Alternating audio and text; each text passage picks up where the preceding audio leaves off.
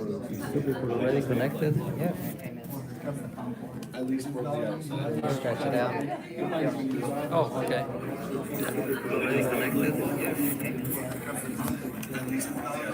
Stretch it out. Oh, okay. Already connected. That's the best way. When his was, so like they didn't send an email out. So it's gonna be like that, yeah. Yeah, we didn't even know when it was. Like, Oh no. Right. I called Is it facing you? No, it's facing you now, but I need to find the. Yeah, but the audio is. Oh, okay. I think the audio is playing back. It was playing before, I remember. You want me to check it? Alright. So you stretch that out. Yeah. cool, man. Yeah, I'll try to do something. Just for like I said, for support more than anything else. We all just There we go. gotta get it done. And with the audio is going, oh, I'll double check it on my laptop. on your phone. Yeah. Hey, girls. How are you? How's the new gig? Yeah, you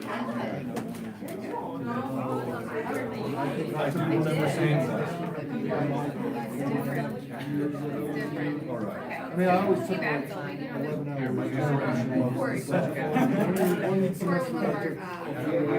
we go. One of a dozen selfies I've ever taken in one more class. He said, if you put a capsule on, I'll make I can you made the best cookies. Hello. Thank you.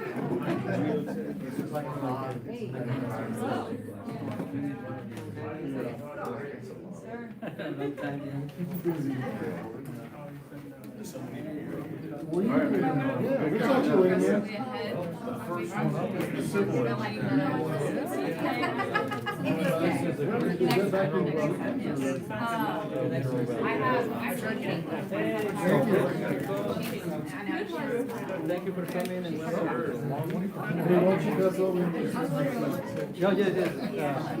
ahead and Yeah, I'll grab them. I'll put them out there. He's got one.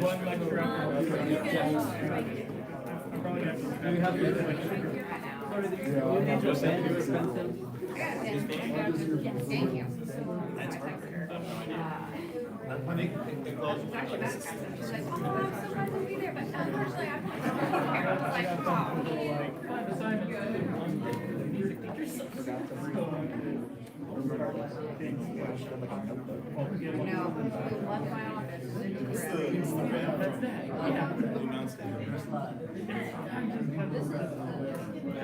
See, this is what I did back in the day.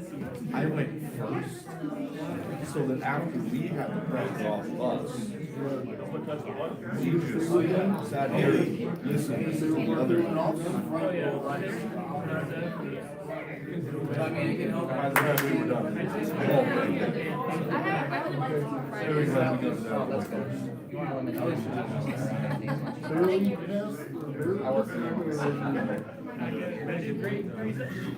I did good right. I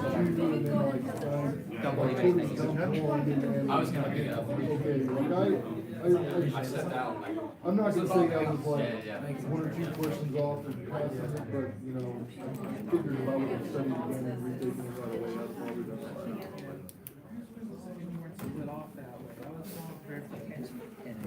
Oh, yeah.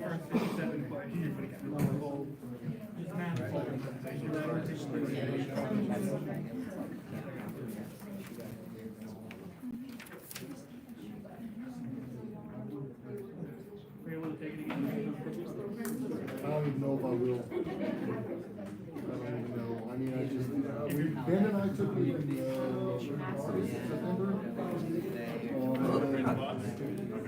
And just, I think it's been so busy, you know. If you're good with what you got, I know a bunch of people that they have like an internal. She taught one class. I mean, if I were to, if I stay where I am, it won't help me. Could, maybe they'll, you know. We have to move, that's the thing, like, we don't have anything. It's all open season. I think there's some of this wrong. Yeah, we got things all over the place. Making sure I'm barely in the album. Most of them are giving me jobs. I just know it's still get back and try and get. I know it's not the best help. Find somebody there, Dr. Vigneault. the other wing or whatever. I always joke that I'm sure we're gonna work out all of it. I think Tiffany, I'm not calling you. my boss Thank you for taking part. Yeah, no change. I don't care. Uh-huh, oh yeah. Oh yeah, let's do it. We could be DD. I knew you said you was working. Woman owned, here we go. Yep. Me and my first boss always joke about that. But we're not gonna hire anybody else. It's just the two of us. Sorry, I no, need you're someone. good. Hang on. Take them under the wings, help them out, you know. Russell. Yeah.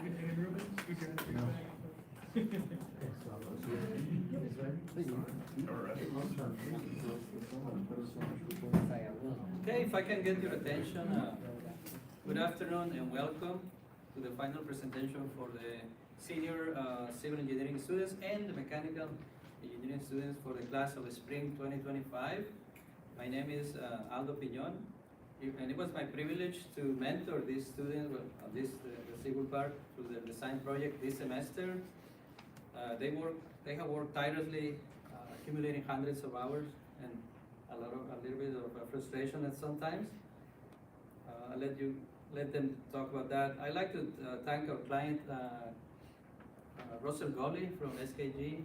He might be arriving here soon, for allowing us to or provide a project which his office is working on. The team was tasked with designing a safe passage for vehicles to go across the Concho River near Cristobal through the Minerals Well Road. And currently the low water crossing gets flooded very frequently. We would also like to thank the faculty for their help, mentoring the students, and of course the Industry Advisory Council for supporting and attending the Capstone presentations and helping with continuous improvement of the program. Without further delay, I'll let you, the innovators team, to present the design. Good afternoon, everybody, and welcome. I'd like to introduce our Mineral Wells Bridge project. This is part of our Civil Engineering Senior Design course for Spring 2025, and we are the Innovators Engineering. We're proud to have built a multidisciplinary team of 6 subdisciplines that you see above, and throughout this presentation, we will show you how we combine all of them to develop a robust, safe, and innovative solution for this bridge project. I am Tyler Estrada, project manager, geotech member, and construction member. I'm Bobby Huey. I'm the hydrology and hydraulics lead and environmental member. I'm Esther Van Stupar, and I'm the lead of the transportation team and also a member of the structural team. I'm Horacio Gonzalez. I am the structural lead and hydrology and hydraulics member. I'm Sergey West. I'm the environmental lead and transportation member. I'm Hannah Long. I'm the construction lead and a geotech member. I'm Dan Wing, and I'm a transportation member. And Dr. Vigneault, and we have Caitlin, but she's currently representing ASU at a track meet right now. So we have audio for her to listen. This is our project location. It sits about a mile north of downtown Cristobal in Tom Green County, Texas. Runs off of Mineral Wells Road, west of Highway 277. And on the bottom right, you can see the picture of the park. It's a good place for kayaking, floating, fishing. There's family picnic areas for you want to have small gatherings or even casual sports. And overall, it's just a perfect place for outdoor relaxation.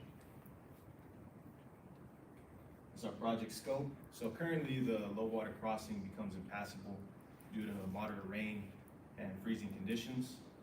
So the client requested that we design a bridge that can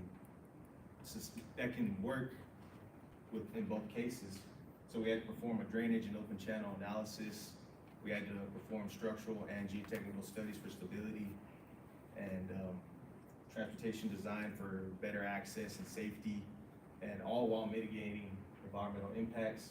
To do that, we had to follow a good budget, good timeline, and just because the community behind it is growing pretty quick. These are our constraints. We had to adhere to private and public boundary lines so we can avoid encroachment. We also had to keep the existing crossing. One would be going in one way, one would be going out the other, while creating our new bridge. And we had to adhere to known flood elevations just so it can still be functionable during both events. And overall, just had to keep the park looking good. This is our current problem right now. Sometimes this would happen during school. Families have told us that they'd be separated from their kids. The kids would have to stay in town with some families one day or a couple days. So that's what we're combating. And I would like to hand it off to the hydro team. All right, so I'm Bobby Huey, hydrology and hydraulics lead. I'm Horacio Gonzalez, a hydrology and hydraulics member. So for this, my apologies for the We both have. scope of the project, we want to evaluate solutions to maintain this upstream and downstream flow of the South Contra River, along with computing a drainage analysis using the rational method, a very simplified form of calculating flow rate in a small area. Determine the federal emergency management agency elevations, which is calculated by a probability, and we designed for the worst case scenario, which is, I believe, the 50-20 year flood elevation in this case. And we also want to create a 3D river model for using existing proposed conditions to ensure the safety of users. Now on to Bobby for the technical aspects of the hydrology evaluation. All right, so this bridge will create an obstruction through where the river would flow water. And so the hydrology and hydraulics team is to prevent any substantial increases in water flow. And we used downloaded LiDAR elevation data to basically see where the water was going to flow in the existing area. And so the first bullet just kind of goes into the constraints of the Federal Emergency Management Agency and Flood Emergency Management Agency. And the first bullet being a demonstration that our project is within Zone AE, which is the 100-year floodplain, which basically means any encroachment that we may create cannot cause substantial increases in flood height. And then the next point goes into the fact that we are also in an adopted regulatory floodway, which means that our activities need to be proven through hydrologic and hydraulic analysis that we are not increasing flood elevations. And so here on the left we have the it's a supporting FEMA document to the FEMA firm, which is the flood insurance rate map. And so in the cyan colored zone is the Zone AE that I mentioned, which is the 100-year floodplain, which basically means that's where the water surface is expected to be in the case of a 100-year flood event. And the red and cyan area is that regulatory floodway. And you can see that it's bounded by, on the north side we have the 2011 feet of elevation, and on the south side 2012 feet, which is just the 100-year flood elevation. That's where the water level would be expected. And on the right side we just have some line work shown over the FEMA firm. And regarding the existing drainage analysis, we used the Civil 3D software to compute drainage areas and longest flow paths. Using the rational method, we used this data that we gathered from Civil 3D and inputted them into Excel to run extra calculations to put into a software called HydroFlow within Civil 3D to determine the time to peak and the peak flow rate for the 100-year flood. And here we have our hydrographs that I mentioned for each existing drainage area.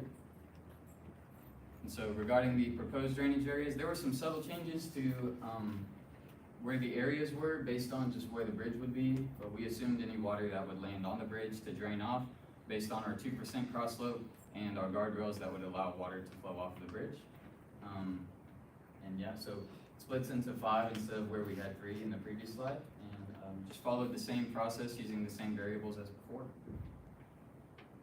And here we have a 5 drainage areas, hydrographs.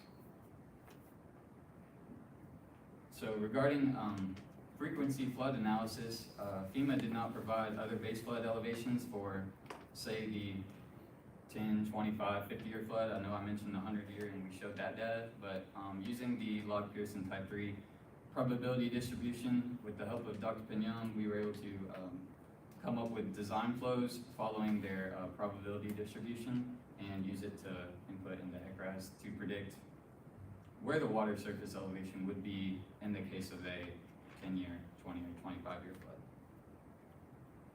And so for our 3-dimensional river model, we have a few cross sections shown in this picture that just demonstrates, this is how I laid out the HECRAS analysis, where we had a few cross sections we inputted into HECRAS using these alignments, and just over these lines, you were able to take stationing and elevation data and input it into HECRAS so that you can get an accurate display for the rough analysis. And a limitation of the analysis was that you can see the bridge cross section that runs, it's not parallel. So these lines that we have here, that's the 2012 feet that I previously mentioned, the 100-year flood elevation. And so the other cross sections run parallel or west to east, but the one that's aligned with the bridge is not parallel, as you can see, but in the HECRAS analysis, we assumed it to be parallel for simplicity of analysis. This is just one picture of several pictures to show what the HECRAS analysis yielded. You can see all those blue lines we have in these pictures just represent the water surface elevation at the different design flows that we calculated, being the 10-year, the 20-year, the 25, the 50, and the 100. And they respectively followed what FEMA had said, which is toward the north side, we would be bounded by 2011 feet, and toward the south side, we'd be bounded by 2012, which was reflected in our analysis, and you'll see that in the results. So here in the top right, we have the existing base flood elevations based on the existing data, and then the proposed would be the bottom picture that includes the bridge obstruction and the associated data. And on this left picture is really cool. It shows the these blue rectangles represent the 5 different water surface elevations based on the 10-year, the 20-year, the 25-year. And so you can see that the 10-year is below the bridge, the 20-year is basically flush with the bridge, and then the ones beyond it will flood the bridge. So based on the 3D model results and HECRAS, the team recommends no further excavation based on the results here that show the change in base flood elevations from the existing to the proposed data.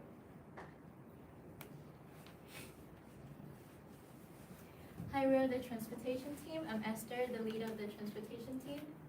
My name is Sergey, I'm a team member. And Dakwing, I'm a team member.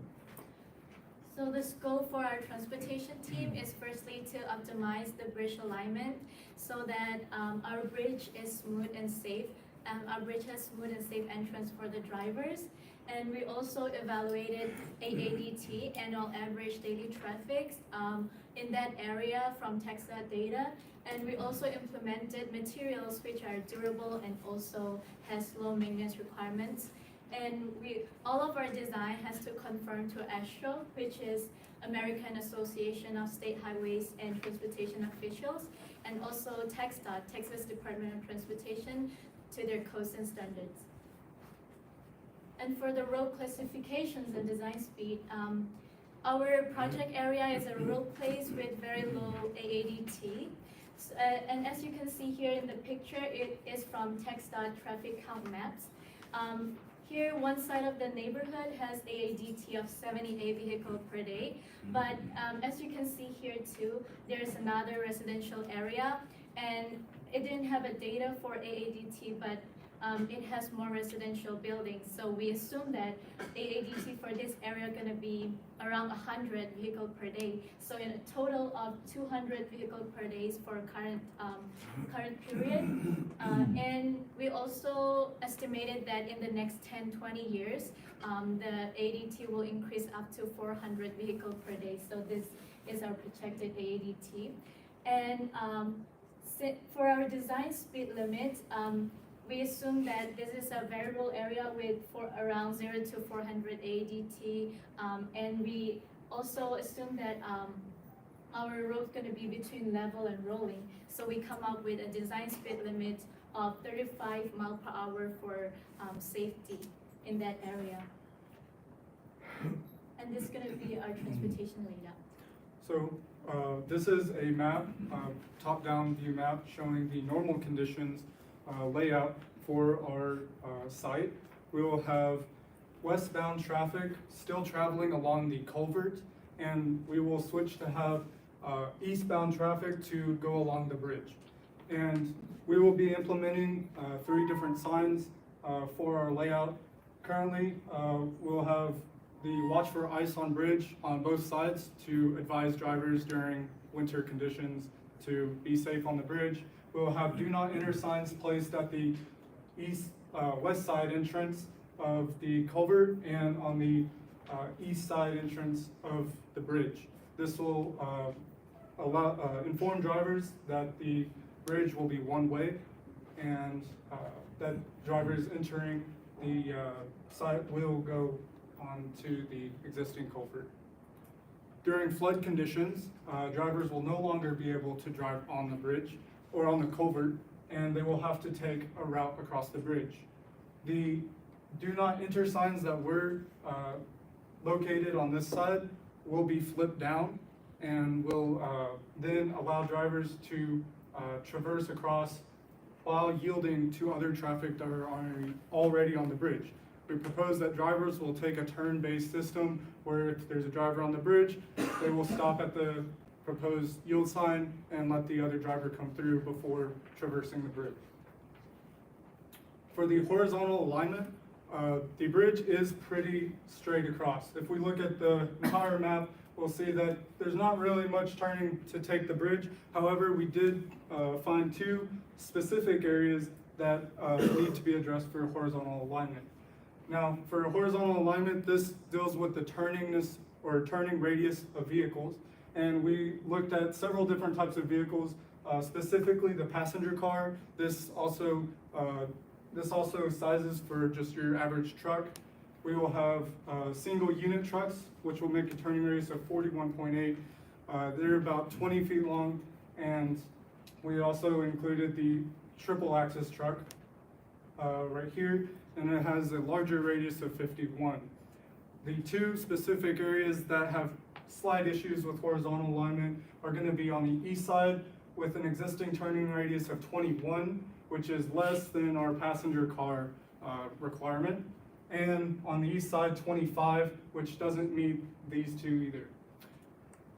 For the solution of this, we propose that we will add a fill in to allow passenger cars to turn on the west or east side of the site, and we also looked at the other 2 types of vehicles that could traverse this, and we decided not to add any pavement along there. We decided they can make a 3-point turn at this intersection and still be able to turn off the bridge onto the culvert runway. So onto pavement structural design to arrive to the concrete bridge. So it is important for our transportation team to come in and design for the 233 feet alignment from the east and 55 feet from the west.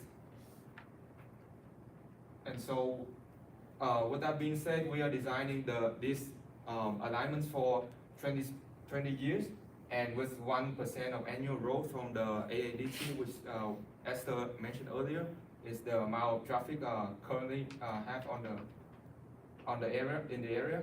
And the results came out to be 320,000 ESAL. So ESAL is basically stands for equivalent single axle load. It's an engineering term, and it basically means the triple axle truck to have the amount of damage onto the road, and so itself is really crucial for to determine the damage of the road.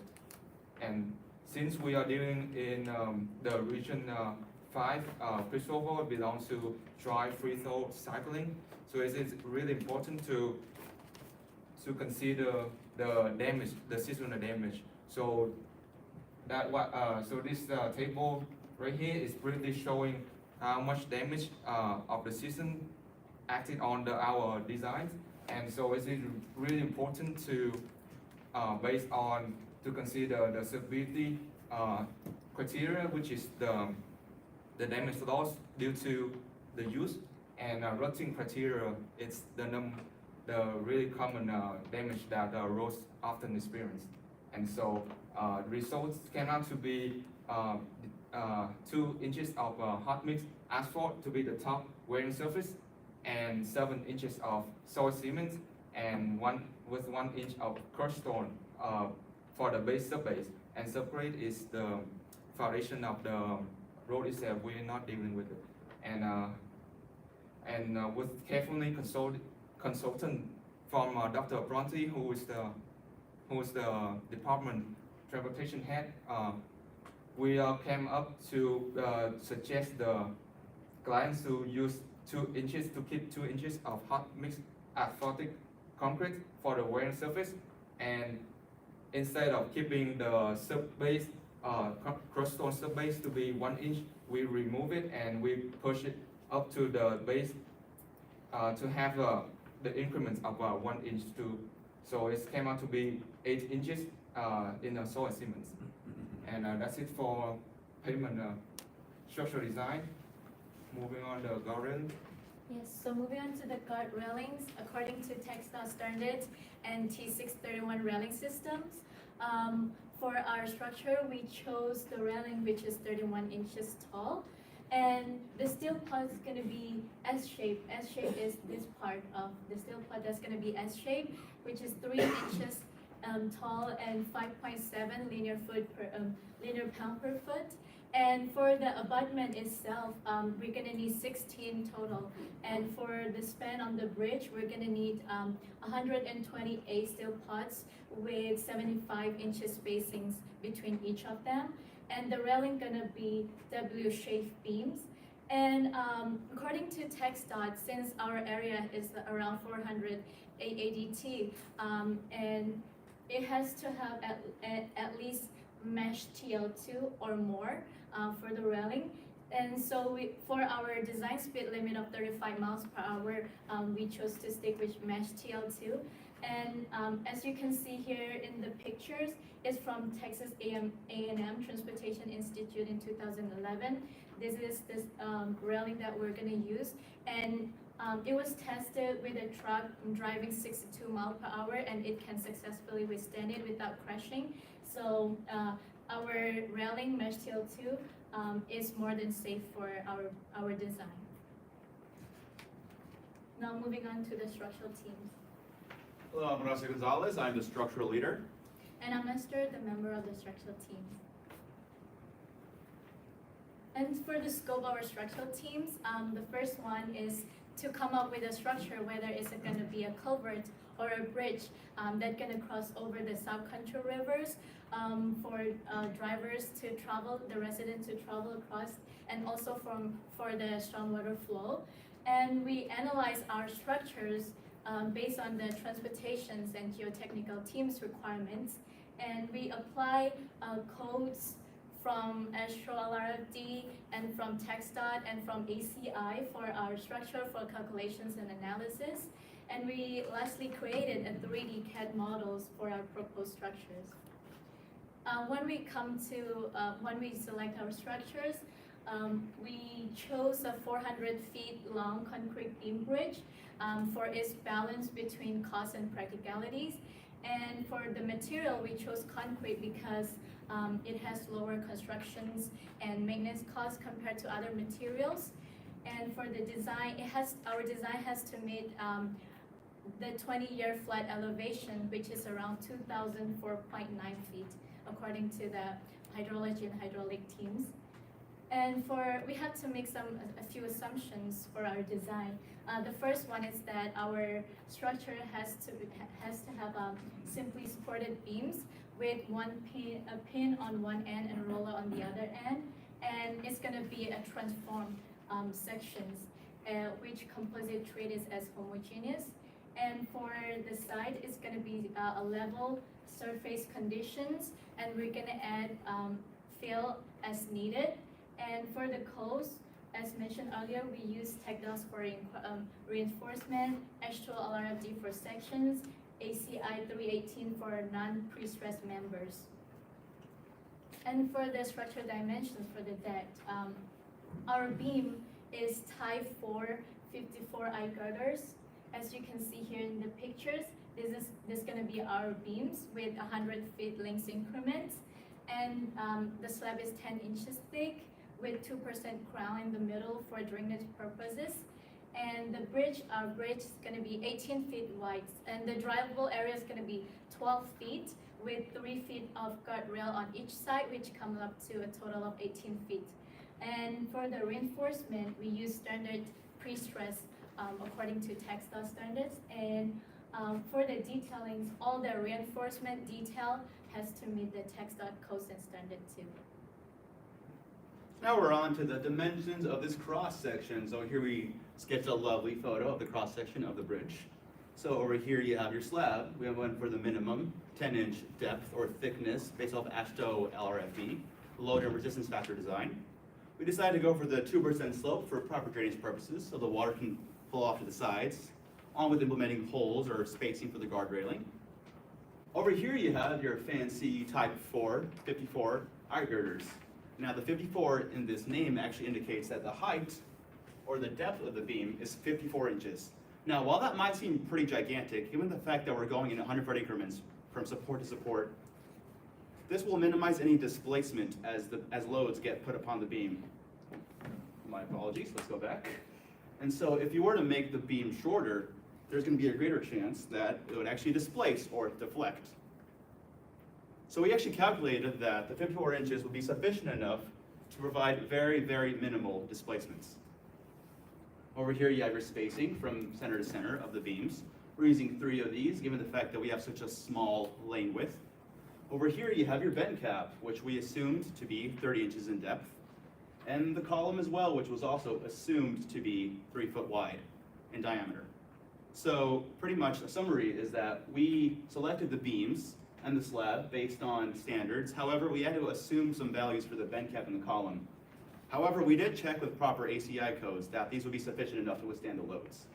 And over here you have your railing and a bit of reinforcement detail. We're going to use number 4 rebars cross, and then number 5 rebars in the transverse or lateral direction. Now here we have your layout in the 3-dimensional view. So we went pretty simple with the terminology of the members themselves, of the bridge pieces. So east side is your park, west side are your properties, and going from 1 to 4, or going from smallest to largest in terms of the naming, went span 1, span 2, span 3, and column 1, column 2, column 3. Now, given the fact that these spans are all identical, for the structural analysis, we only evaluated one span from support to support. Over here is your 3D view of the bridge drawn with Autodesk AutoCAD. Over here are our bend cap dimensions and our column dimensions. And in this photo, we actually only evaluated, or my apologies, for the column, we evaluated only the tallest column, given the fact that it has a likelihood of buckling the most. So for the design checks, while there was a lot of detail and equations that we had to use to calculate the capacity of the bridge, we need to follow the fundamental equation based off of ASU LRFD. Demand has to be less than or equal to your capacity. So we used ASU LRFD and ASI 318 codes, along with some TechDOS recommendations, given the type of concrete. For example, ASU LRFD is the standard to use for pre-stressed concrete, meaning that the reinforcement is actually in tension before the beam itself is molded. And ASI 318 is your standard for your typical reinforced concrete. That's not pre-tension, with just your typical rebar. Your strength 1 limit state conditions were implemented for calculations. Now what are strength 1 conditions? Well, pretty much it assumes that you'll have a given set of traffic or a given value of traffic based off ADT in the area, and as well as the, I believe, minimal wind loads as well. So given the fact that we're not in a very wind-heavy area, we decided that we could use these conditions. The design vehicle is your standard 3-axle truck, as Dat previously mentioned. And our nominal loads were calculated and evaluated, including the live loads, which include the traffic, and the dead loads, which include the slab and the railing. Now for our structural analysis, Dr. Battistini was able to provide us with a software to distribute the distribution factors of the beams of the bridge. Now what are these distribution factors? So if I pull up I-beam one more time. As a truck passes across this beam, given the fact that we have 3 of these spaced at certain center increments, only a certain proportion of those live loads will go to each beam. And given the fact that we only have 1 interior beam and 2 exterior beams, we could assume that these forces will be equal from side to side. And so pretty much what this QCOM bridge did is that it based on our dimensions of the cross-section of the bridge. It estimated that which proportion of the forces will be going in each respective beam. And so with using Mastan 2, which is a simplified 2D analysis, we decided to do separate evaluations for each respective beam and take the largest forces given both live and dead loads combined. So our largest load values control your ultimate values, and we did the force values in respect to, once again, ACI 318 and actual LRFD. Now for the singular span of the structural analysis, we did a simply supported 100-foot increment. We found that our shear capacity, or your vertical loads, are quite a bit less than 490 kips, or kilopounds. For your moment demand, which moment is your bending force, it was also quite a bit less. The demand was quite a bit less than the capacity. And I believe this photo is actually the live load evaluation, which includes a truck, and a certain distributed load, which includes traffic as it passes long term. Now for our column and bank cap, we also found that the demands are quite a bit less than the capacity. We also checked for the critical buckling capacity of the column. We did this for the 10.5-foot column. Pretty much as a column gets longer and more slender, there's a more likelihood that it will bend underneath a compressive force like this. So with proper coding and evaluations, we found that it would take actually 185,000 kilopounds for this column to actually deform, which is quite impressive, honestly. That far exceeds what forces this bridge would withstand. Now on the geotechnical team to how this bridge would perform underneath soil conditions. Hello, we are the geotech team, but Caitlin will be introducing us real shortly.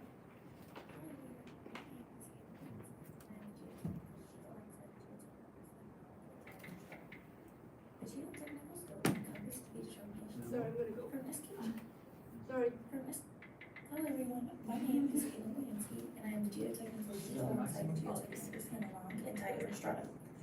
The geotechnical scope encompassed the determination of soil types present on and near the site, the identification and evaluation of soil characteristics and pertinent engineering properties, coordination with associated project teams to develop and design the foundation as well as other related structures, and the assessment of potential vertical rise and settlement behaviors of the underlying soils.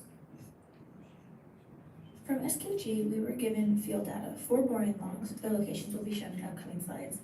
From the data, we were able to assume typical unit weight based on locations of the water table, as well as the N60 value, the corrected load count, from the field procedures. From the observations given in the logs and the abundance of hard rock and gravel present, we chose a drilled shaft foundation as our design. And finally, we created a soil layer CAD with elevations to assist. Next, Hannah will go in more depth on some of the data used to make the final design decisions. Well said, Caitlin. So once we were given the bore log data, these provided us the latitude and longitude of the individual bores, as well as an approximate water level on the logs that they provided us. And as you can see here, we have mapped them out, and fortunately for us, they bored relatively close to where we are proposing our crossing. Using that bore map and the LiDAR contour data provided by the hydrology team, we were able to create the soil profile, which displays the various layers of soil present on the site, as well as as well as the relative location of the water table based on those logs. As you can see here, we primarily have present sands, gravels, and rock. And because of this, we performed a cohesion of soil analysis since there is so much sands and gravels present, all in accordance to ASU codes. And from there, we also performed checks based on the total load using the N60 values for the silty sand layer and performed toe bearing checks on the upward and downward loads. So from the structural team, we were given a load of 521 kips per each column and abutment, but for the analysis, we used 550 kips. And using the process that Hannah just stated, in accordance with ASU code, we came up with the result of all drilled shafts having 4-foot diameters, one being 10 feet deep and the other two being 15 feet deep. These are all designed to meet the load requirements and ensure good anchorage beneath the soil. So the hydro team performed a local scour analysis and provided a result of 3 feet, and ASTRO recommends that you combat that with an added embedment of 10 feet. We went with 12 just to be extra conservative, and this just ensures that the designs are still able to meet the load requirements even if the surface soil erodes. The structural team provided us some information about the abutments, giving us dimensions of a 5-foot width, a length of 18 feet, which is the width of our bridge, and a depth of 2 feet into the soil. The fill type we chose was a crushed limestone, and with this information we performed a consolidated settlement analysis, giving us a bearing capacity of 6.19 kips per square foot and a total settlement of 0.736 inches. And now I'll pass it off to the environmental team. Hello, my name is Sergey West. I'm the environmental lead. I'm Bobby Huey. I'm an environmental member.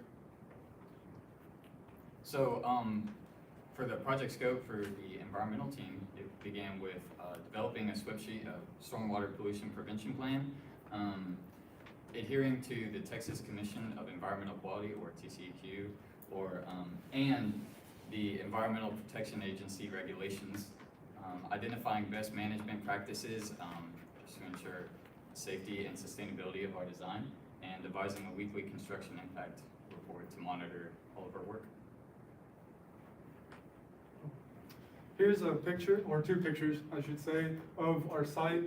This picture on the left shows where our bridge will be placed across. In this picture, you can see some of the existing vegetation, such as yellow water lilies, pine trees, and American elm, and you can even see it better on this east side. This is what we're going to have to clear, grade, and grub before the project, before the bridge can be constructed. The federal requirements that environmental, or our project, has to follow is under the Clean Water Act of the Environmental Protection Agency. Specifically, we have to follow Title 40 requirements of the Code of Federal Regulations. That means that for any project that is greater than 1 acre or affects 1 acre in size, we need to create a stormwater pollution prevention plan, and that plan is it's constrained by requirements by the NPDES, National Pollutant Discharge Elimination System, and the TPDES, Texas Pollution Discharge Elimination System. And both of those have a construction general permit, which has its own requirements, and that is how we constructed our SWIP map that you'll see soon. So our stormwater pollution prevention plan will have several objectives, 7 objectives. First one being site stabilization. We want to make sure that the site is, when we are clearing the area, that it's not currently affecting the river when we do that. The second will be slope and channel protection, which will use erosion control blankets. It's kind of hard to see, they're brown, along the side of the river, promoting infiltration into the existing soil instead of the impervious surface area, which is currently the road. We established a perimeter control. This red line shows the geographic extent of our construction area. We will have trucks come in off of US 277 East, but our main construction area will be within these borders.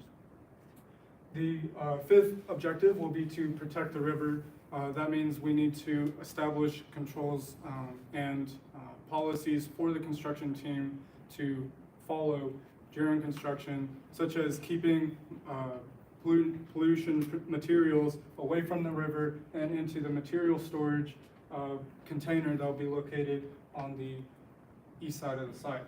Additionally, with pollution prevention, we need to make sure that all the materials that we use are not going to be harmful, even if there is a spill occurrence. Other things that this site map will show is we have the Concho River. It is dark, so kind of hard to see.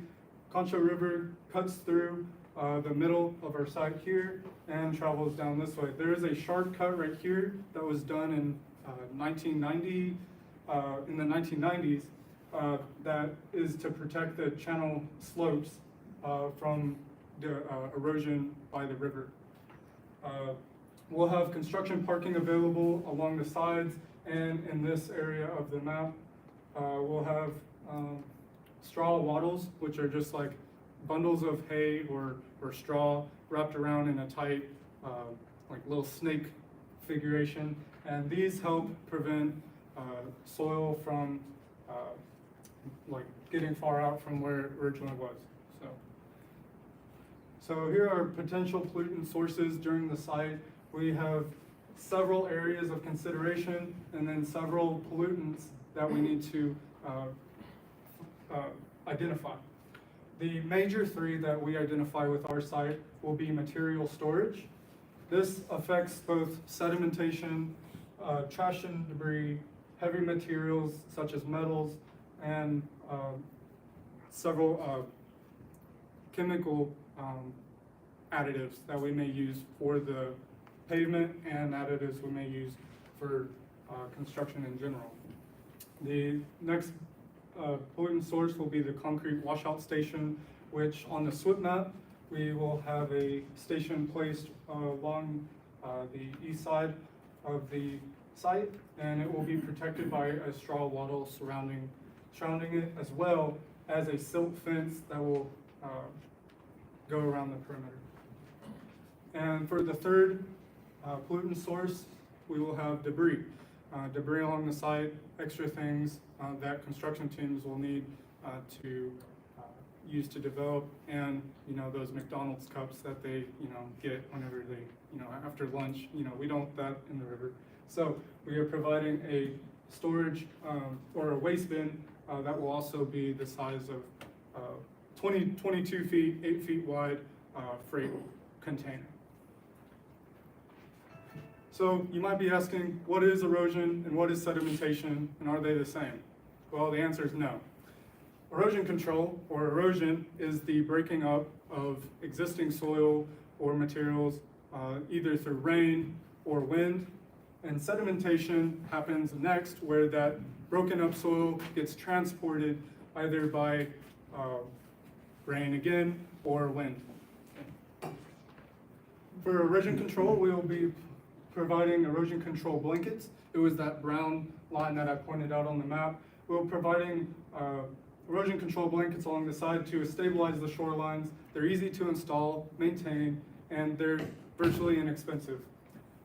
Additionally, for erosion control, we will be providing post-phase vegetation, soil sodding and seeding. This will occur after each phase of the project is done, and this helps with, we don't want to leave any soils bare after the site is done, because those soils can be easily eroded. We want to put in plants that will have strong roots and keep the soil in place. For sedimentation control, we will provide straw wattles along the site and silt fencing as well. These are also lightweight, inexpensive, and highly effective. All right, for the SWP3 maintenance inspection measures, we have a table listing the construction general permit requirements. According to 4.2.1, the standard inspection frequency, inspections must be done every 14 calendar days or within 24 hours of specific weather conditions. such as a storm that drops between a quarter of an inch or more of rain in 24 hours, a storm that lasts for several days, or when snow melts after a storm that dropped 3.25 inches or more of snow and causes water discharge. Next, we have 4.4.1, which is for stabilized areas on linear construction sites. For this, we recommend they inspect twice in the first month, making sure the inspections are no more than 14 days apart. After that, inspections must occur within 24 hours after a storm that drops a quarter of an inch or more of rain, or a snow melt discharge from a storm that dropped 3.25 inches or more of snow. Next, we have 4.4.3. For frozen conditions where construction activities are suspended, we recommend that inspections are temporarily suspended altogether. Lastly, for our CGP requirements, we have 4.4.2, which states that a rain gauge will be implemented in the center of the site near the washout area, completely free of any potential coverage or interference. Up next will be our construction team. Hello again, my name is Hannah Long, I am the construction lead. I'm Tyler Stroud, I'm part of the construction team as well. Okay, so for the construction scope, we were to determine the required permits for construction, as well as create a traffic control plan for the construction phase, and then outline the project timeline and construction schedule, and finally determine the total cost of the project. For required permits, we have the sand and gravel permit from the Texas Parks and Wildlife, a stormwater general permit for construction activities from the Texas Commission of Environmental Quality, a non-residential floodplain development permit from the City of San Angelo, and the Clean Air and Clean Water Act from the Environmental Protection Agency. For traffic control, we will be focusing on the barricade and construction temporary sign notes and requirements from TxDOT, specifically BC-21. We will be marking our construction boundaries using the CW20-1D roadwork ahead signs and end of roadwork G20-2, and implementing type 3 barricades where needed. Right here we have the west side of our traffic control plan. You can see here at the edge of our proposed crossing, which is these two blue lines here, we'll be implementing type 3 barricades to prevent anyone from trying to drive on our proposed crossing while under construction. And placed approximately 500 feet away from this area will be our roadwork ahead and end of roadwork signs. Right here we have the park side of our traffic control plan. We will be using traffic barrels around the perimeter of our park to also mark our work zone, where we'll be locating majority of our machineries, tools, and materials when being in use, as well as type 3 barricades on the east side of our crossing. We also have displayed here the location of our washout station and a portable restroom. For the duration and cost methods, once we acquired the materials and quantities from the other teams, we added a 10% material contingency to adjust for the need for extra materials, or maybe even an increase in cost of the material. The project duration was determined by comparing the material quantities with their production rates using the 2024 TxDOT production rates, and the duration was determined by dividing the material quantity by their respective production rate. For the cost of the project, we compared these quantities to their average unit price from the TxDOT bid item website, and the item cost was determined by multiplying the material quantity to its unit price. For the construction timeline, we will be implementing 4 phases: the pre-construction phase, site development, road and bridge, and road opening. Like I mentioned before, using the TxDOT production rates from 2024, this source provided the high, medium, and low production rates for various TxDOT items. For our project, we focused on low production rates due to the project's location and material availability. Right here is the full outline of our Gantt chart, and now we will be getting into the individual phases. Now for our first phase, the pre-construction, we will start on March 2nd. We'll start with scheduling meetings, site visit with a contractor, securing permits, reviewing contracts, confirming the material acquisition, and finally our kickoff meeting. For our site development, we will start with our mobilization, installing the traffic signs and barricades. We will prepare our right-of-way with tree removal, excavation, while also installing the SW3P measures and temporary erosion control measures. We will also be, following that, we will be grading with the sub-base and the base materials. Now for our third phase, the road and bridge, we'll start with the drilled shaft foundations starting on June. Then our columns and caps, abutments, bridge, slab, asphalt pavement, guardrail, and finally connect to the existing road. For the road opening phase, we will be installing the new traffic control signs as well as reinstalling any of the existing ones that need to be installed. We will seed inside areas where needed, complete any punch list items to complete this project, remove our temporary erosion control measures as well as our SW3P measures, remove our barricades and traffic handling, and then finally open the new road and complete our closeout documents. For our cost analysis, using the text bid items, we specified the San Angelo District and Tom Green County for a fairly accurate representation of the cost of the project for this area. This website provided the minimum, maximum, median, and average unit price for the individual items we will be using.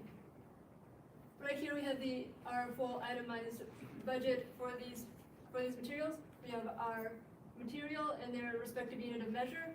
And right next to it, we have the quantities provided to us by the individual teams. From there, we added the 10% contingency and multiplied this value to the average unit price to get our total price of each item. This all brings us to a total cost of $1,808,200. Thank you all for taking time out of your day to come. I want to thank all the faculty for aiding us throughout this process, especially Dr. Pignon for guiding us throughout the whole design process and everything. And feel free to ask questions now.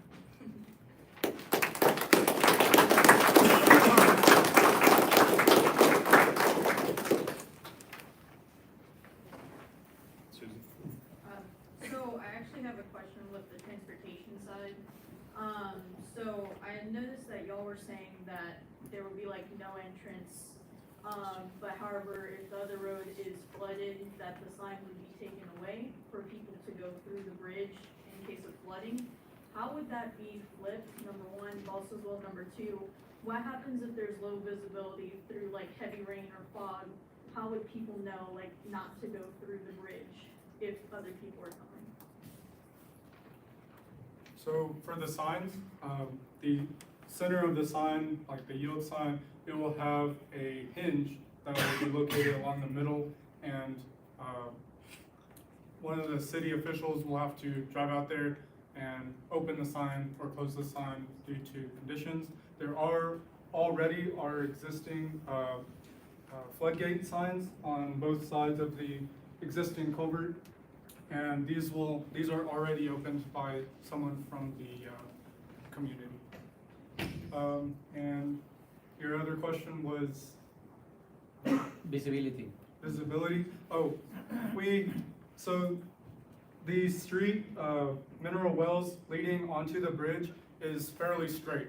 And we believe that traffic on either side will be able to completely see any vehicles on the other side, even stretching down farther down the road due to the angle.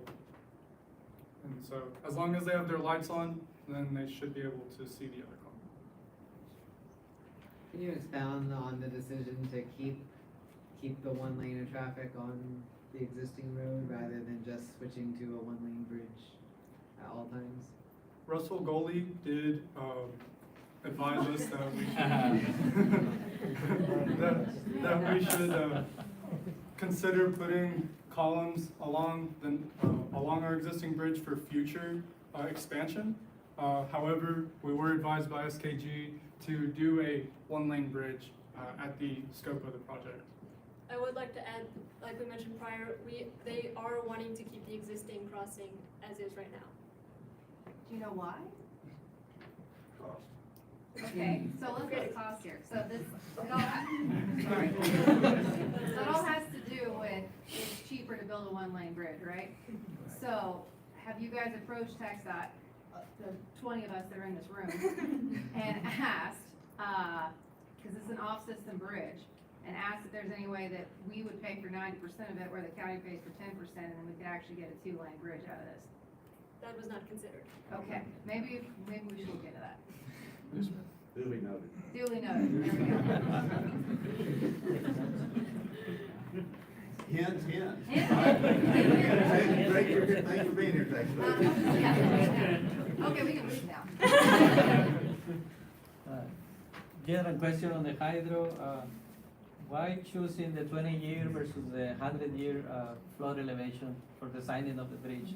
It really just wouldn't be plausible to meet the 2012 elevation or the 100-year flood elevation.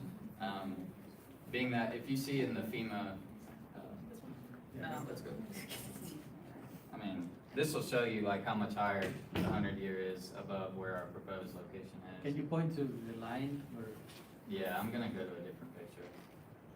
Is this, okay, I was like, what is going on? Yeah, but if you see this, like, this hatch represents where the 100-year will extend out to.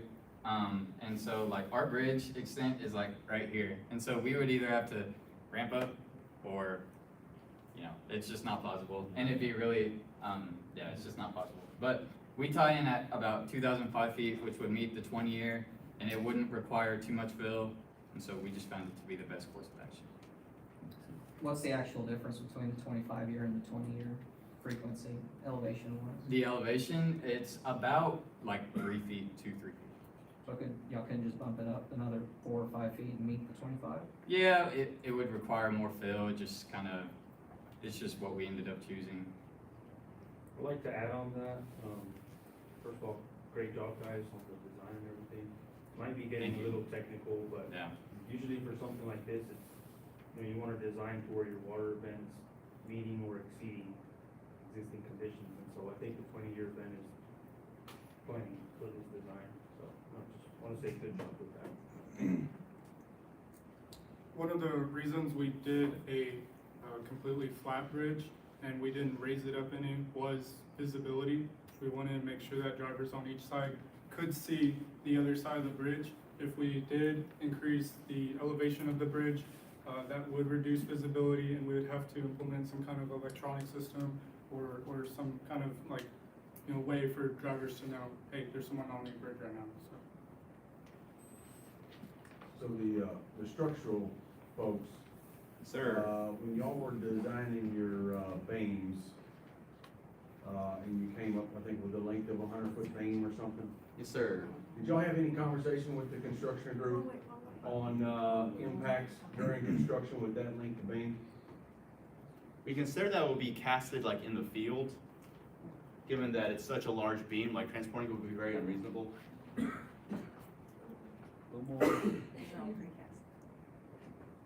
There's a beam. I got you. So y'all weren't gonna cast these at a yard somewhere else, y'all were No, gonna cast sir. these on site? This is gonna be on site, yeah. I got you, so you're casting these on site, in regards to hanging those beams on the vents. Did y'all talk about with the construction team on how you were gonna handle traffic and where you were gonna stage the equipment to actually hang those beams on the fence? We assumed that we'd use cranes, but as for like the layout and how that's gonna happen, that was out of the scope of the structural team. I got you. And how things were to be constructed was not considered or implemented within our scope. Got you. And go to slide 58. Wow. That's very specific. Okay, we're muting her.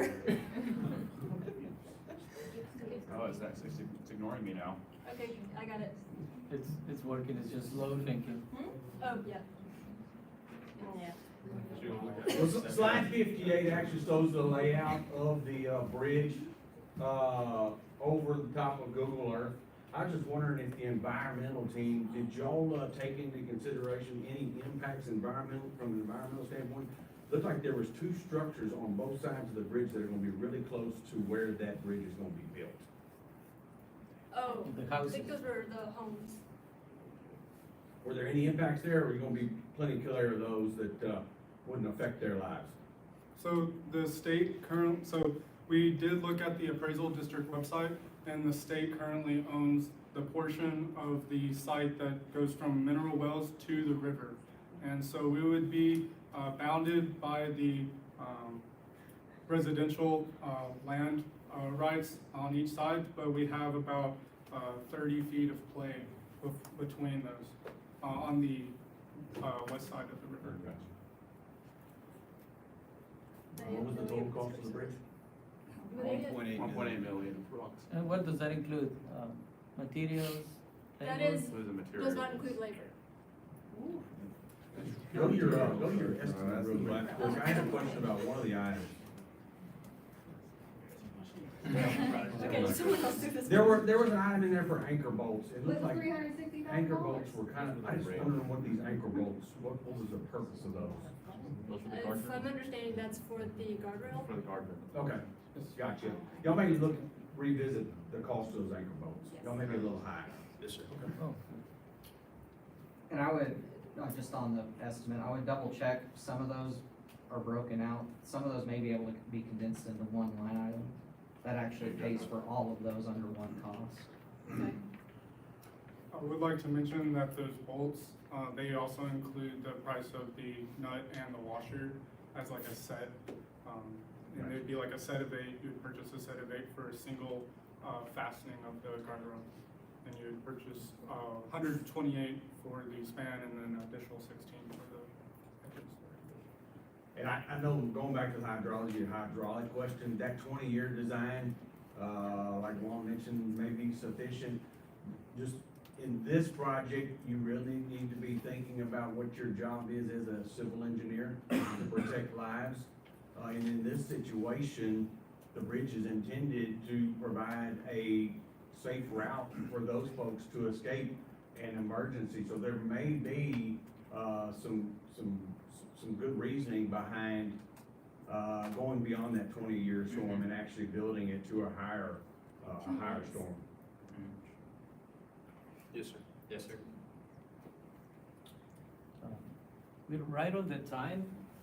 I'll invite you, and we got another 3 teams. So I'll invite you to continue the conversation as you get some orders or something with the team. And is Dr. Shafin Haq here? Oh, yes. Stephanie, do you have a last question? Yes, Dr. Cage is not here. Can you ask them his favorite question to ask? What's your greatest takeaway from the project and working as a team? You guys did kind of like 30 seconds each. What's the point? What is your biggest takeaway? Biggest takeaway Biggest takeaway? and your favorite thing? I can go first. So my takeaway from this project was make sure you visit the site early on and know what you're looking for. As head of the environmental team, it was a big process of figuring out like what do we need to actually look for when we go on a site visit, and what do we need to recommend like in our SWIP analysis. So for me, it was just learn early and then apply it. My biggest take was what you learn in the classroom is only a little itty bitty slice of the pie chart of like what you actually have to apply in the real world. You can think theoretical, like if you think far too theoretical, it's only going to restrict your progress. You have to think both in the theoretical and practical aspect on how things work. I would say everybody's got different buttons to push to get them to be successful in their working process. Just learn how to push other people in different ways. I'm sorry, remind me of the question. Biggest takeaway. Biggest takeaway. Biggest takeaway for me was learning to ask for help. That has not always been my strong suit, and I learned to actually come to someone and say I need help. And what is the second part? Okay. My biggest takeaway was, basically what Roscoe said, just the theory didn't help when it comes to, I've never put a LiDAR point cloud in the Civil 3D. I've never used TechRAS in my life, so it was a lot of burn and turn teaching, and through that wear and tear, I feel like I got a whole lot better at it, which was a good thing, but man, it was a challenge. For me, it's a bit my feel betrayed by my answer, but my first choice for engineering was structural, but after doing this project, I found out that I prefer transportation over structure. I'm still for it.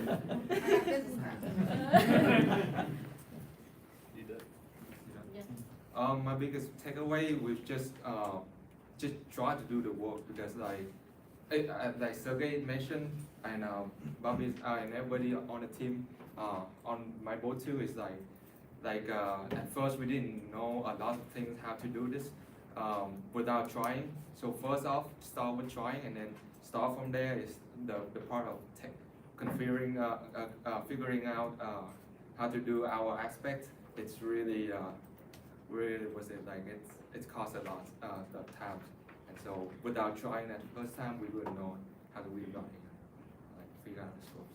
But yeah, just try first and then put in the work. Overall, I think it was a great project. We had a great team, I feel like, and we learned a lot. Let's hear another round.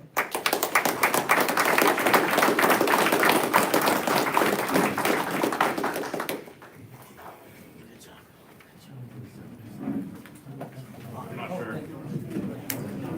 Just something better. Good luck, guys.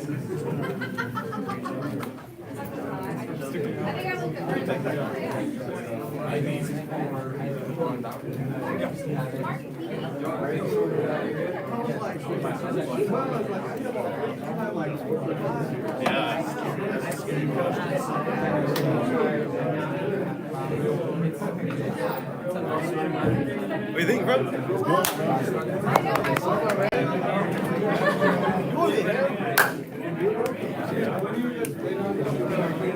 Ace, LeBron had a great sales spring. Tuesday? You don't want to carry it. I'll carry my 40 years. Good job, Russ. Yeah. Appreciate it, Weston. Good luck, guys. I'm going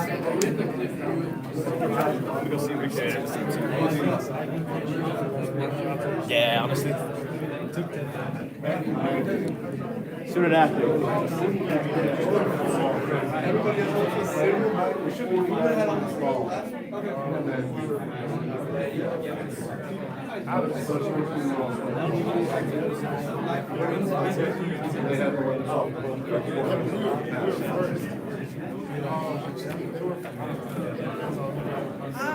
Hi, sir.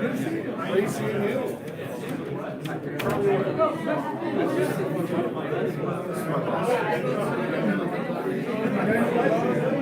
We have a lot of eating at this job.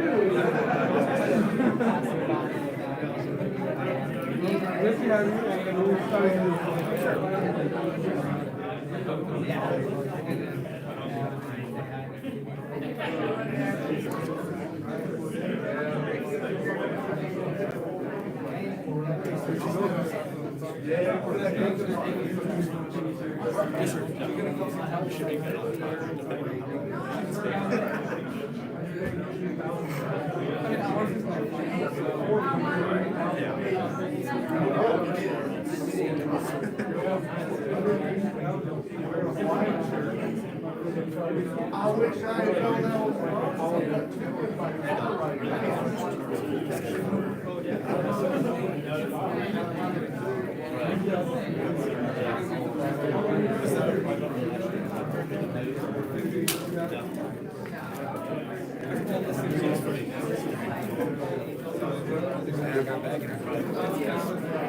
was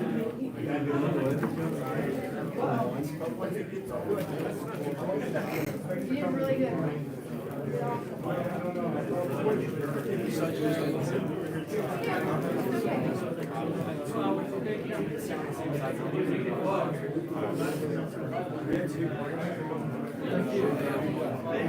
That was Leo.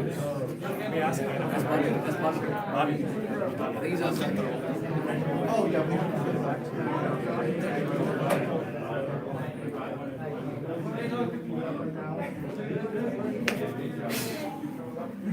Game time.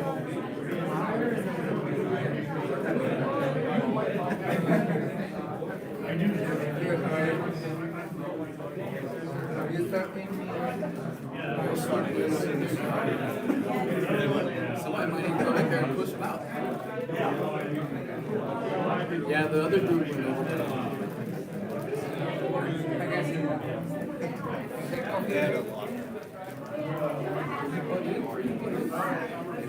Where I'm going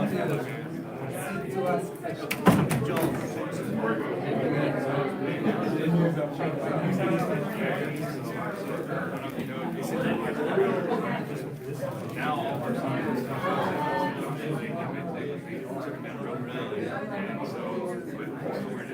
Yeah. And we didn't even hear about it until the other project told us. Or in the last, yeah, they just wanted to decide what it was. So like, last month I was in New Jersey, we got a lot of like a whole bunch of us around.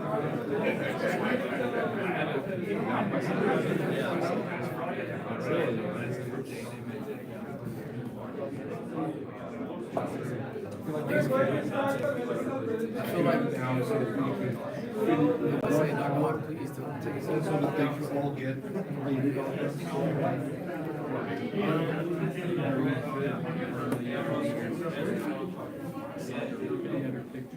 So you have seen the civil engineering final presentation. So our mechanical engineering presentation are 2 years, 1 year long, 2 semesters. So they're gonna present their proposal that they're gonna make next semester. So it's not their final presentation. Okay. So with that, I'll just tell them one more time to be quiet and. He's on the lead.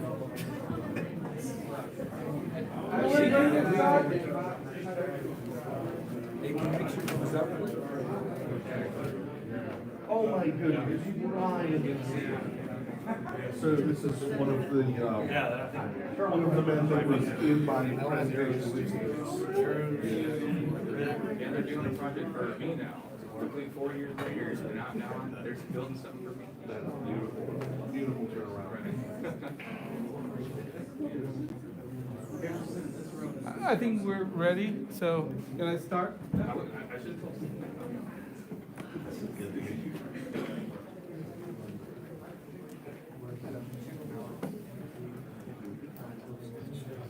Good, you're good. Okay. Welcome, everyone. Hope everyone's having a good day so far. It's Friday. We are SEAL Team 5. This is our presentation on our development of a standalone secondary SEAL station. My name is Zeke. My name is Weston. I'm Alexander. And I'm Alexavier. Evan Brown. So first things first, we're gonna talk about why we're all here today. This is to give our client, Johnson & Johnson MedTech San Angelo, our final presentation design. We're looking to get feedback and get approval of our final design. Just want to give a little background about them. They're formerly known as Ethicon, a lot more people know them as that. They are a company. They specialize in manufacturing and packaging medical devices such as sutures. This is our presentation outline. We're going to be split into 3 sections. The intro first, subsystems, and analysis. We'll dive further into each of those later on in the presentation. All right, so first we're gonna talk about the current process currently in place at MedTech. So right now, the sealing process for the foil will be a 2-step sealing process with 2 separate departments. The primary department seals the red shown, and then the secondary department seals the green shown. And then defects during primary sealing cause misalignments with the packages, which will not have an improper seal, and that will cause for production downtime down the line. So our problem statement is for primary sealing to test the primary seal, they have to shut down the main secondary seal station machine. And then why is that an issue? Because the downtime leads to a decrease in product output. All right, next is our project scope. The team was tasked with designing and fabricating a standalone secondary seal machine that will replicate the secondary seal department. Our client is the primary sealing department. We'd like to make that clear. And we would also like to make it clear that our machine will not be used for major production. Okay, so with this project, we were given 4 main parameters that we had to meet in the end. it is noted that those certain parameters can't be disclosed due to confidentiality. But our first parameter we're gonna go over is temperature. So on the machine, we'll have heaters. Those heaters must reach a certain temperature in order to seal the package properly. We'll have an evacuation station which will evacuate gases out of the packages we're testing. That evacuation station has to meet a specific seal force in order to seal the package as well. Our machine press is gonna have to run at a specific dwell time, and our pneumatic cylinder, which is gonna drive the press, must reach a certain pressure. In addition to these 4 parameters, our machine has to have a digital display in order to show all these parameters and make sure that they're being met to ensure that the package has a proper seal on it. That display, it has to indicate pass-fail indication. We were also told that it cannot be hydraulic driven, it had to be either pneumatic or mechanically driven. And also, it must meet OSHA Cat 3 safety standards. In addition to those safety standards, we have to meet other engineering standards such as ASTM, ASME, IEC, NEMA standards, so on. So overall, we broke our project into 5 different subcategories, with those subcategories being our pneumatic components, our frame design, our PLC and HMI, our power delivery, and our safety features as well. And as y'all can see, under every one of those categories, we have our different subcomponents. So to give y'all a brief overview of kind of the placement and where everything's gonna be set in place, we have our pressure system up top. This is where our load cell is gonna be located. Our top heated die, which is actually behind that yellow insulation plate. We have our bottom die there highlighted in red. Our pneumatic cylinder, which is actually placed beneath the press. Our emergency shutoff, which is that red button right there. Our evacuation station, there in the green. Our temperature sensors, which are actually placed on the side of our top heated die. And then our compressed air tank down below. We do want to note that certain components such as our machine guarding, electronics enclosure, and digital display aren't shown here just for easier visibility for all of y'all. So basic rundown of our machine process and how it's actually going to function. The first step would be to open the doors and then place our package into our evacuation station. In our evacuation station, air will be removed from those packages. In order to begin that process, we must then close the doors and go over to our digital display and begin the process. Once that process is finished and the parameters are met, we then open the doors once again and move our package over to our sealing station. In our sealing station, we must then close the doors again and go over to our touchscreen and begin the secondary sealing process. There, all 3 of our parameters, such as temperature, pressure, as well as dwell time, have to be met. And then once they are met, the package is then lowered by our pneumatic cylinder down below, where we can open the doors and remove the package and then repeat if needed. So now that we have a basic understanding of how this machine is going to operate, we're going to move on to our frame design process for this project. The priority for us in the first stages of our design process was to find a optimal process, or optimal design layout that will give the user the easiest functionality when operating the machine. As you can see here, we have our 2 options. The option on the right there is our first design layout. This layout gave us some issues with the overall ergonomic flow of the machine. Did not give the user a smooth access point to go from evacuation into the actual press. And this also did not give us an easy mounting space for our safety enclosure.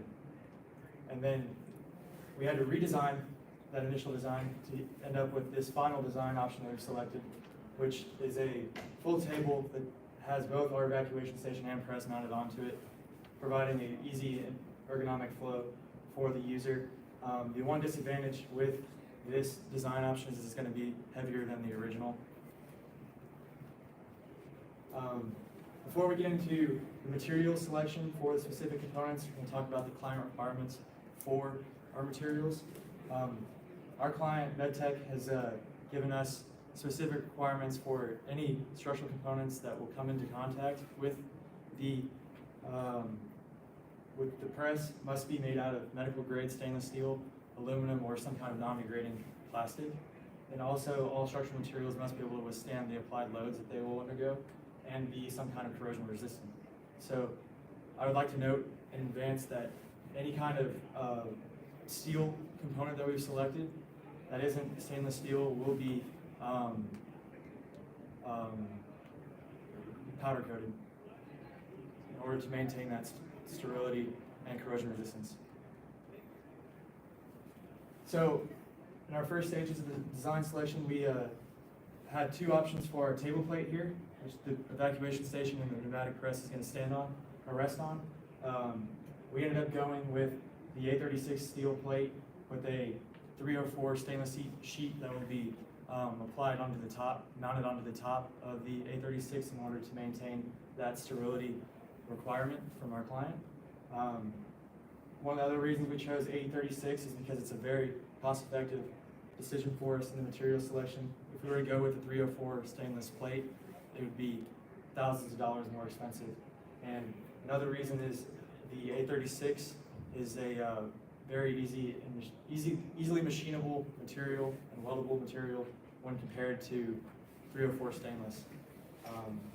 Moving on to our stainless steel support rods, we decided to go with 304 stainless steel for these in order to maintain our sterility requirements.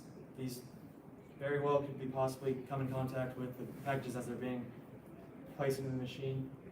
These components will offer strong structural support for our press. They're calculated to withstand all the loads necessary during the machine's operation.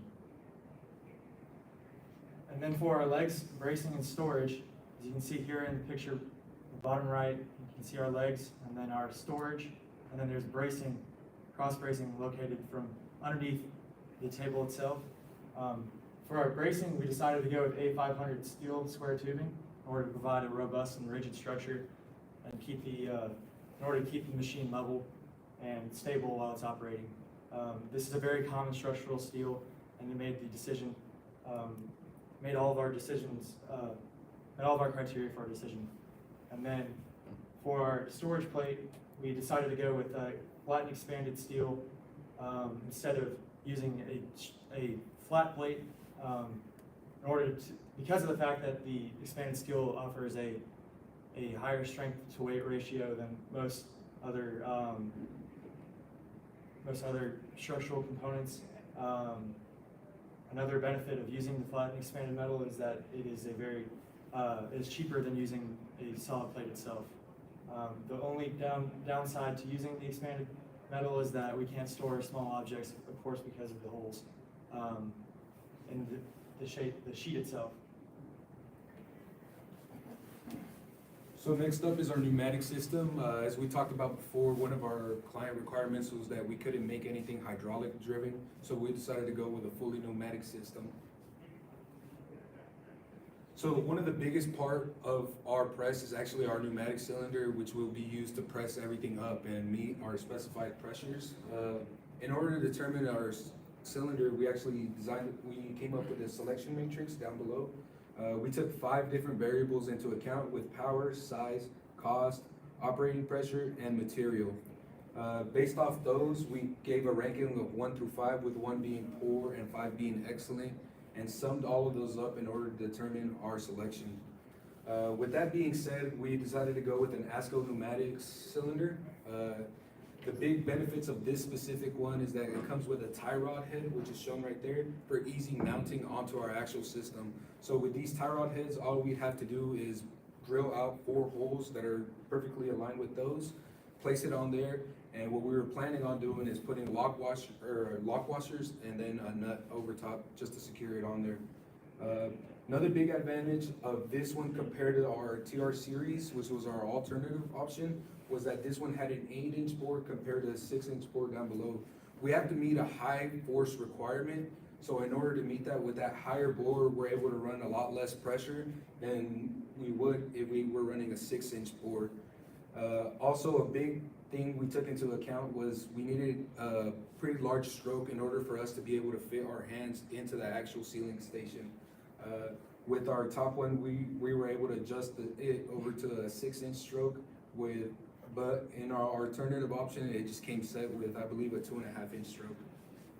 Another big thing was that the ASCO one is a trusted brand used by MedTech, so that's something they're familiar with and it wouldn't be too out of place for them. A big disadvantage was the cost. It is a little more pricey than other options, but I mean, it comes with all these benefits compared to other ones. Another big selection we had to make for our pneumatic system was selecting a solenoid valve. A solenoid valve basically is gonna determine, or it's gonna control how our machine's basically gonna be working in terms of pneumatics.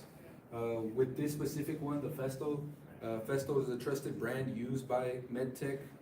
It's PLC compatible, so we can easily program it with our integrated system we're planning on using. It's easily maintainable and something they're familiar with, so if anything needs to be replaced or changed out, it's something that's not too out of place. And it also meets our pressure requirements. We are going to be running high pressure, so it's definitely important that it meets that. Disadvantage is that humidity can impact its functionality over time as well as the price. For our air regulator, which is basically just going to be controlling how much pressure is going to our different pneumatic components, not all of our pneumatic components are going to be running under the same operating pressure. Some of our components can be running at 100, others at 50, others at 20. We can't really say what it's running at, but we need to be able to step down that air pressure coming in from our supply line. We decided to go with this Festo air regulator.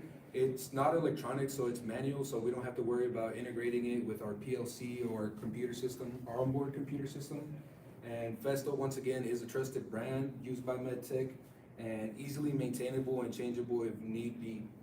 Disadvantages, once again, is that humidity can impact the functionality over time, as well as you need a manual pressure verification. So you need to go down there and actually, or depending on how we mount this, we're gonna have to double check every time that the pressures are set correctly. Considering the disadvantages for both of these components, we came up with mitigations in our actual air tank where our supply line is going to be hooked up to.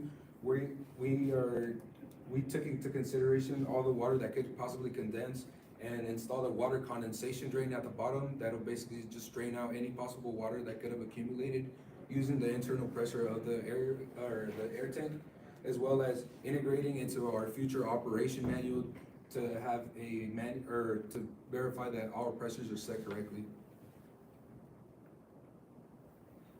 All right, now we're moving on to our PLC selection process. PLC is our operating system. It's the brains of our machine. It's going to be receiving all the inputs from our sensors and our safety integrations, and it will be able to relay that information into our digital display so that the user can interact with the machine. When we were looking at our PLCs, we went with a trusted brand that's used by MedTech itself, Allen Bradley.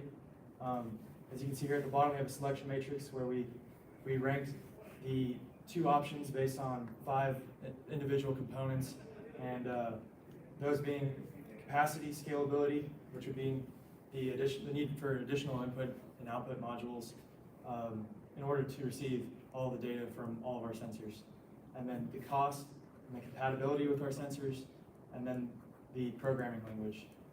Even though both of these options are going to be expensive, or were going to be expensive for us, we decided that the 5069 option compared to the Micro 800 option was the most optimal for our device, as it provided us with the latest technology and onboard safety integrations. They're industry standard, and it's the newest tech, and we want to provide our client with the newest tech.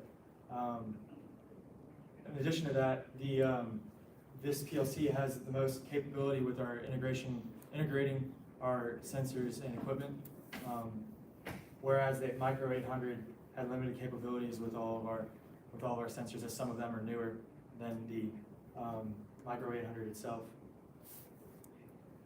Now moving on to our human-machine interface, the HMI, which is the digital display selection process.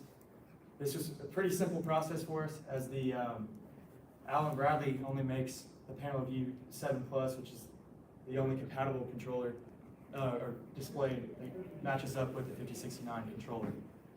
So this was a simple decision for us once we selected which operating system we wanted to run. In addition to that, we decided we needed to get an extension arm for this display that's compatible with the display and up to all standards for the industry itself that we've been given by the client. We decided to go with the Syspen VL Motion Arm Type 4, which is directly compatible with this display. This will give the user the opportunity to manipulate the screen in every direction that they want.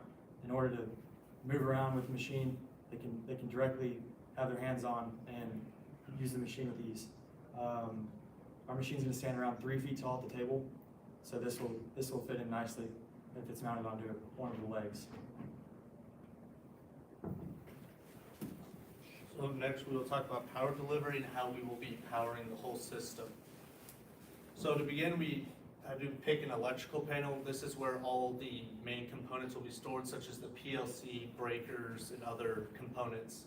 This will also be where all the wires will end up connecting to each other. So we've decided to go with the freestand panel, which will be standing right next to the machine. One of the client requirements is that it is fully sealed and has a lock and key. So we went with this design, which has the ratings will prevent anything larger than 2.5 millimeters from being inserted into the machine. It is locked and fully sealed and has a very large panel size, which will be able to fit all of our components. Next, for power distribution, we will be using power distribution blocks. So for our main input, we will be getting 240 volts from the wall to power our full machine. So that will need to be split into 2 places. One will power the heaters, and another will have to be stepped down to power the smaller components into 24 volts. After that is stepped down into this, it'll be placed into this block.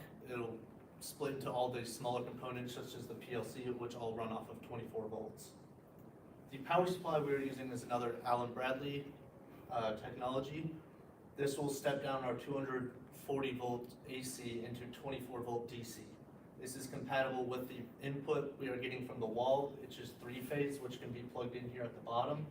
And it has multiple amp outputs we can use, but for now we have gone with a 5 amp. So next we'll be looking at breakers. These will protect our systems from shorts. So we've gone with a 10 amp breaker here. This will protect the power supply and 24 volt components. And then on the other side, we'll have a 20 amp to protect our heaters and solid state relays. So in order to further protect the heaters, we'll be using solid state relays. This will control the electronic switching, which will be controlled by the PLC. This will just prevent the heaters from staying on, melting, and damaging devices. It has all the rated requirements for voltages and currents, and can be ran off an AC output and a DC input. All right, the next components we're going to talk about are our sensor systems. For this project, it was necessary to have a load cell in our system to be able to actually measure the pressure that is going to be exerted on our package, since there can be discrepancies with the cylinder, with drag and blow-by. The advantages of this load cell are accuracy, size, durability, and the fact that it meets our pressure specifications. Disadvantages include the cost of it and the fact that an amplifier will be required. The amplifier that we have chosen was the Honeywell DV10 load cell amplifier. This amplifier will regulate the voltage into the load cell and also boost the signal out of the load cell that it can be accurately read by the PLC. Disadvantages of that amplifier are cost as well. Next, moving into our temperature sensor system, we will have RTD probes bolted onto our die itself. They'll be directly onto the die in a feedback loop that will regulate the heat on the die, so it'll be regulating the heat on there. The advantages of our primary options include accuracy, cost, reliability. The disadvantages include the elements being very delicate and they can be damaged. Mitigation for that we've already thought about was cable management, bundling cables, make sure there's direct channels for all our cables, minimizing stress on the cables. Here you can see our selection matrix. And our five important criteria with this section were operation temperature, accuracy, cost, installation difficulty, and reliability. And as you can see, our total went with the selection on the top, our bolt-on RTD probes.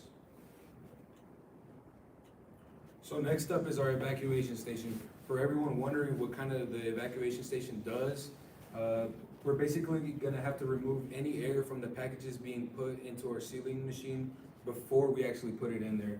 So we're gonna put it onto our evacuation station. That's gonna remove all air and shrink the package down just to make it easier to be able to fit into our package or our sealing station.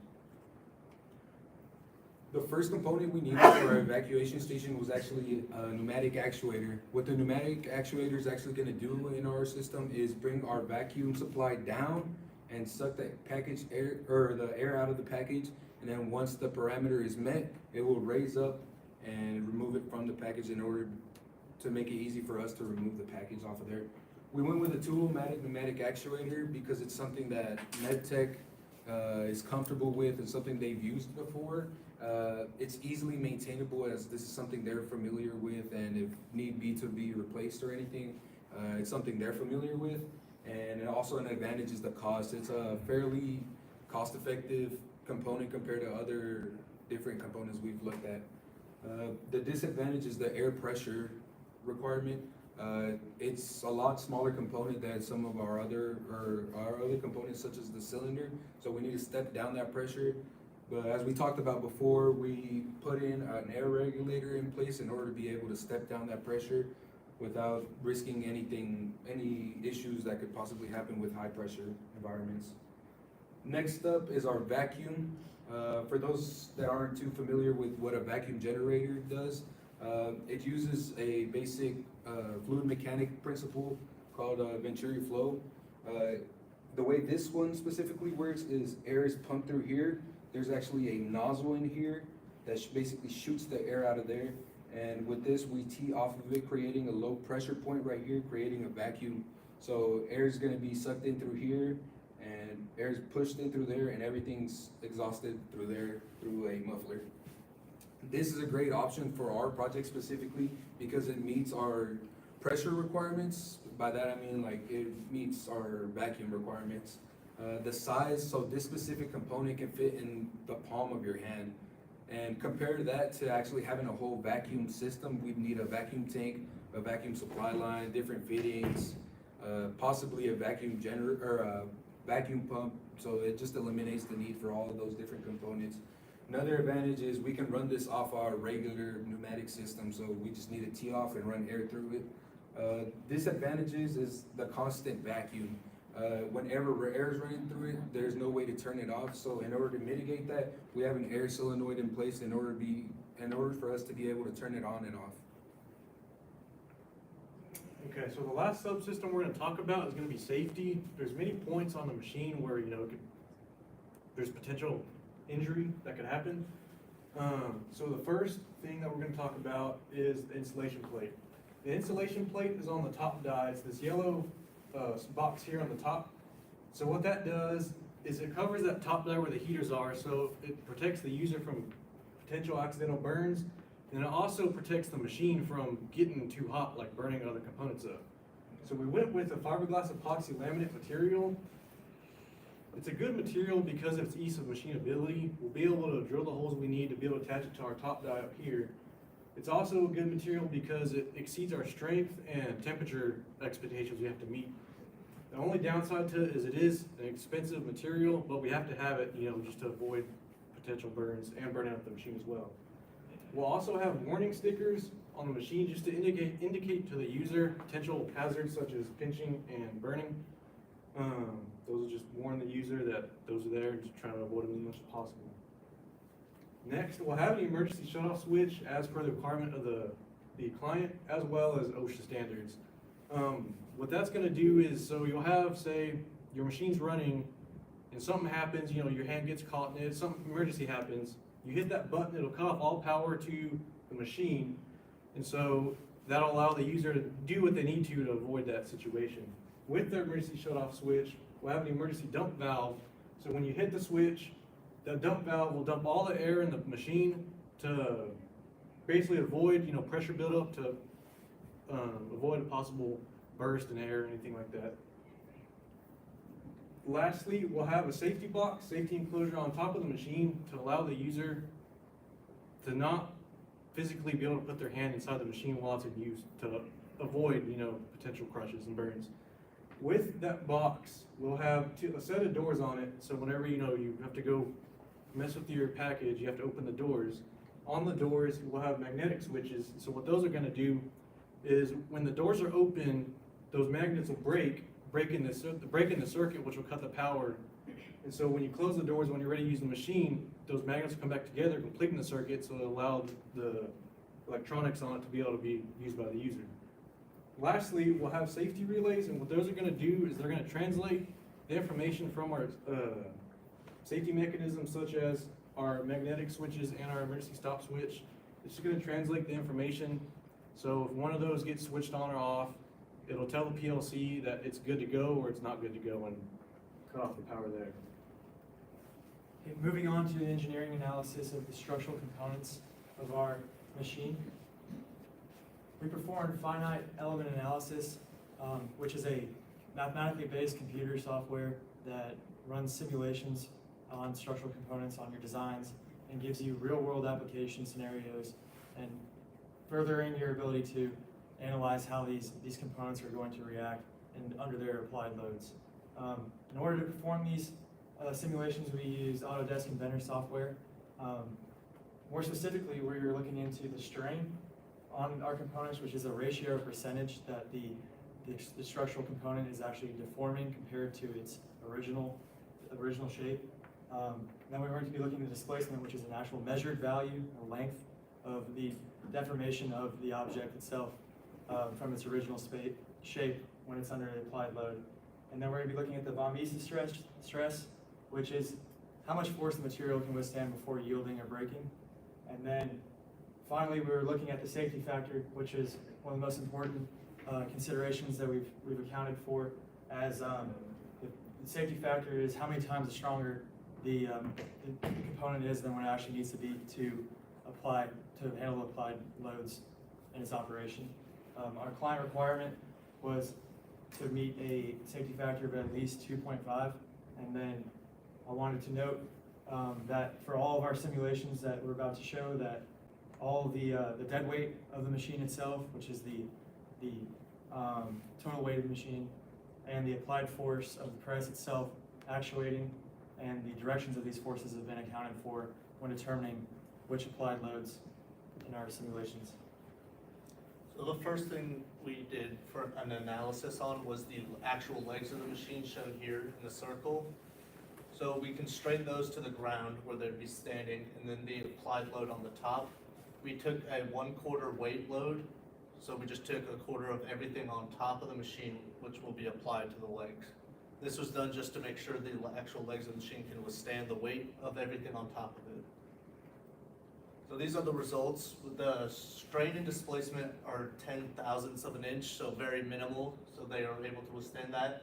The stress is shown here, and so the safety factor, again, is the stress that it can withstand over the stress that is applied. So for this, we got a stress safety factor of 76, which is beyond what we need. It's more than enough.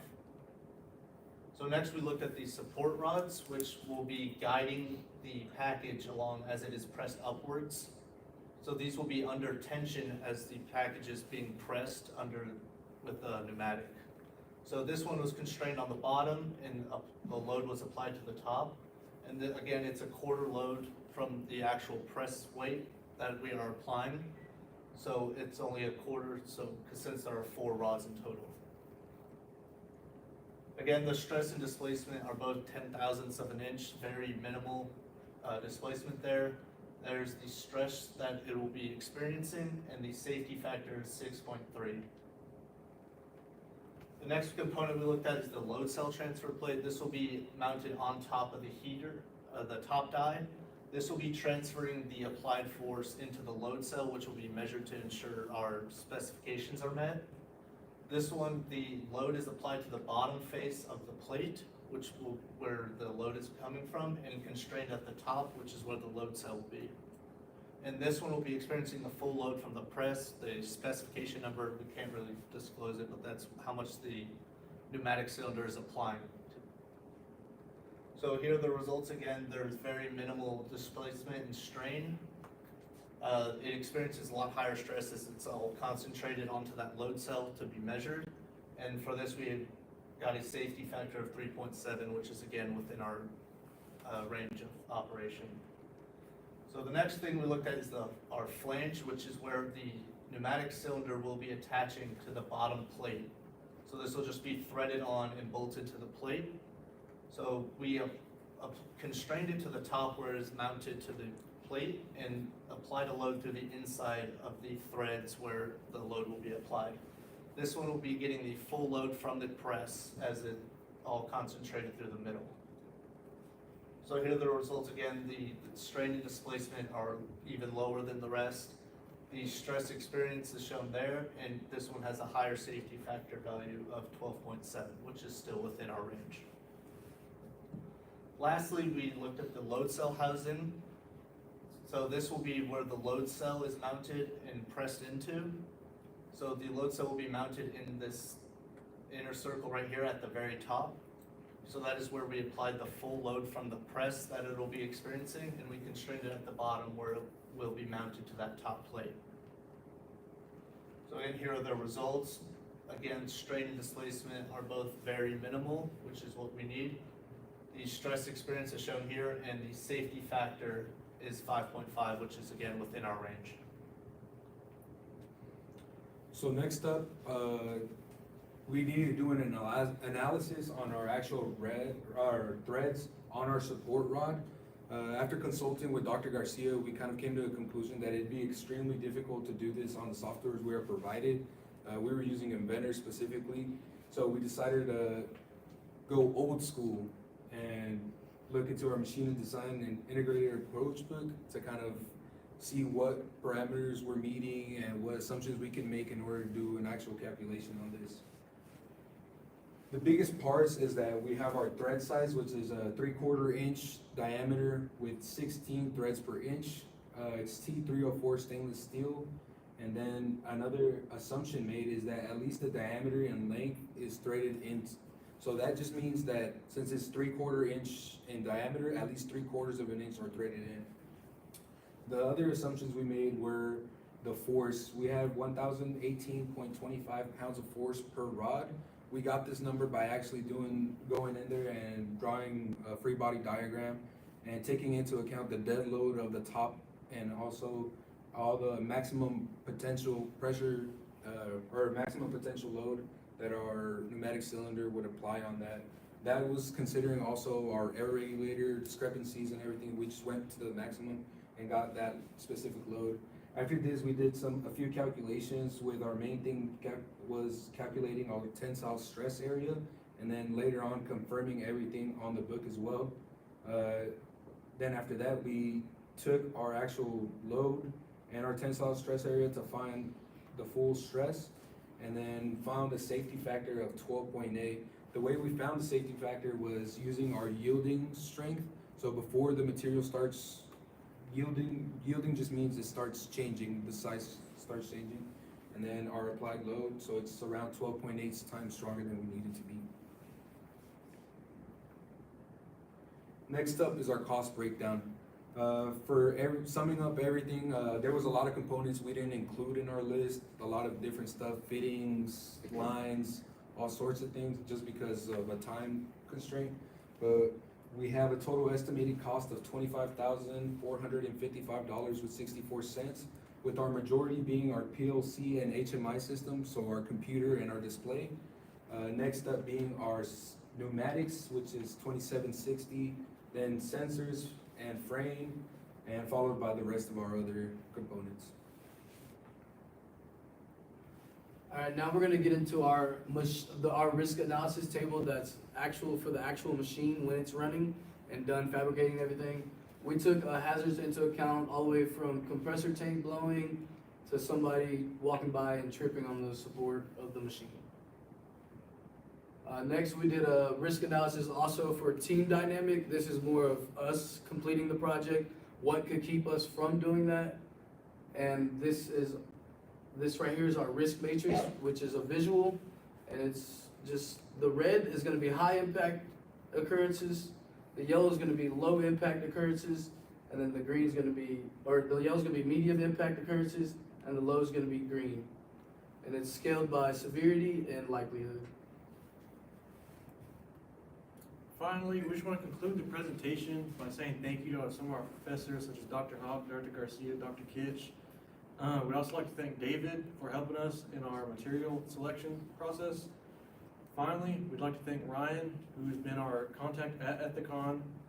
He's the one who gave us the whole presentation, showing us around out there, showing us what we need to know, what we need to do. Like I said, thank you to all these people. That concludes our presentation. Are there any questions?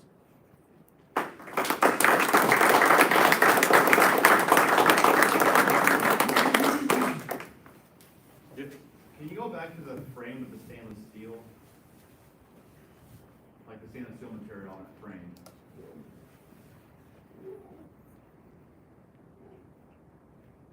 This one? Or yes. this one? Or, Yes. yes.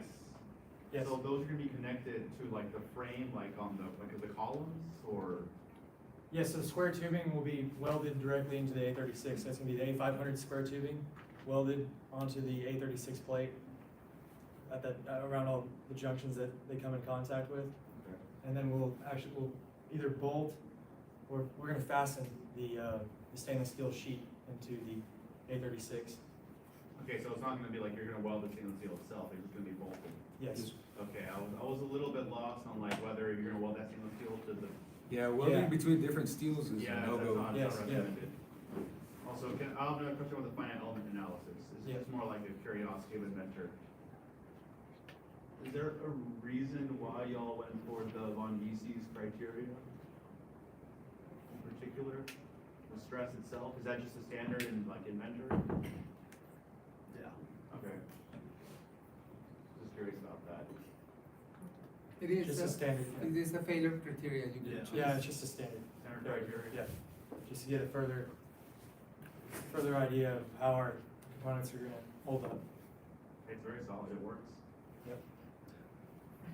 Any other questions, sir?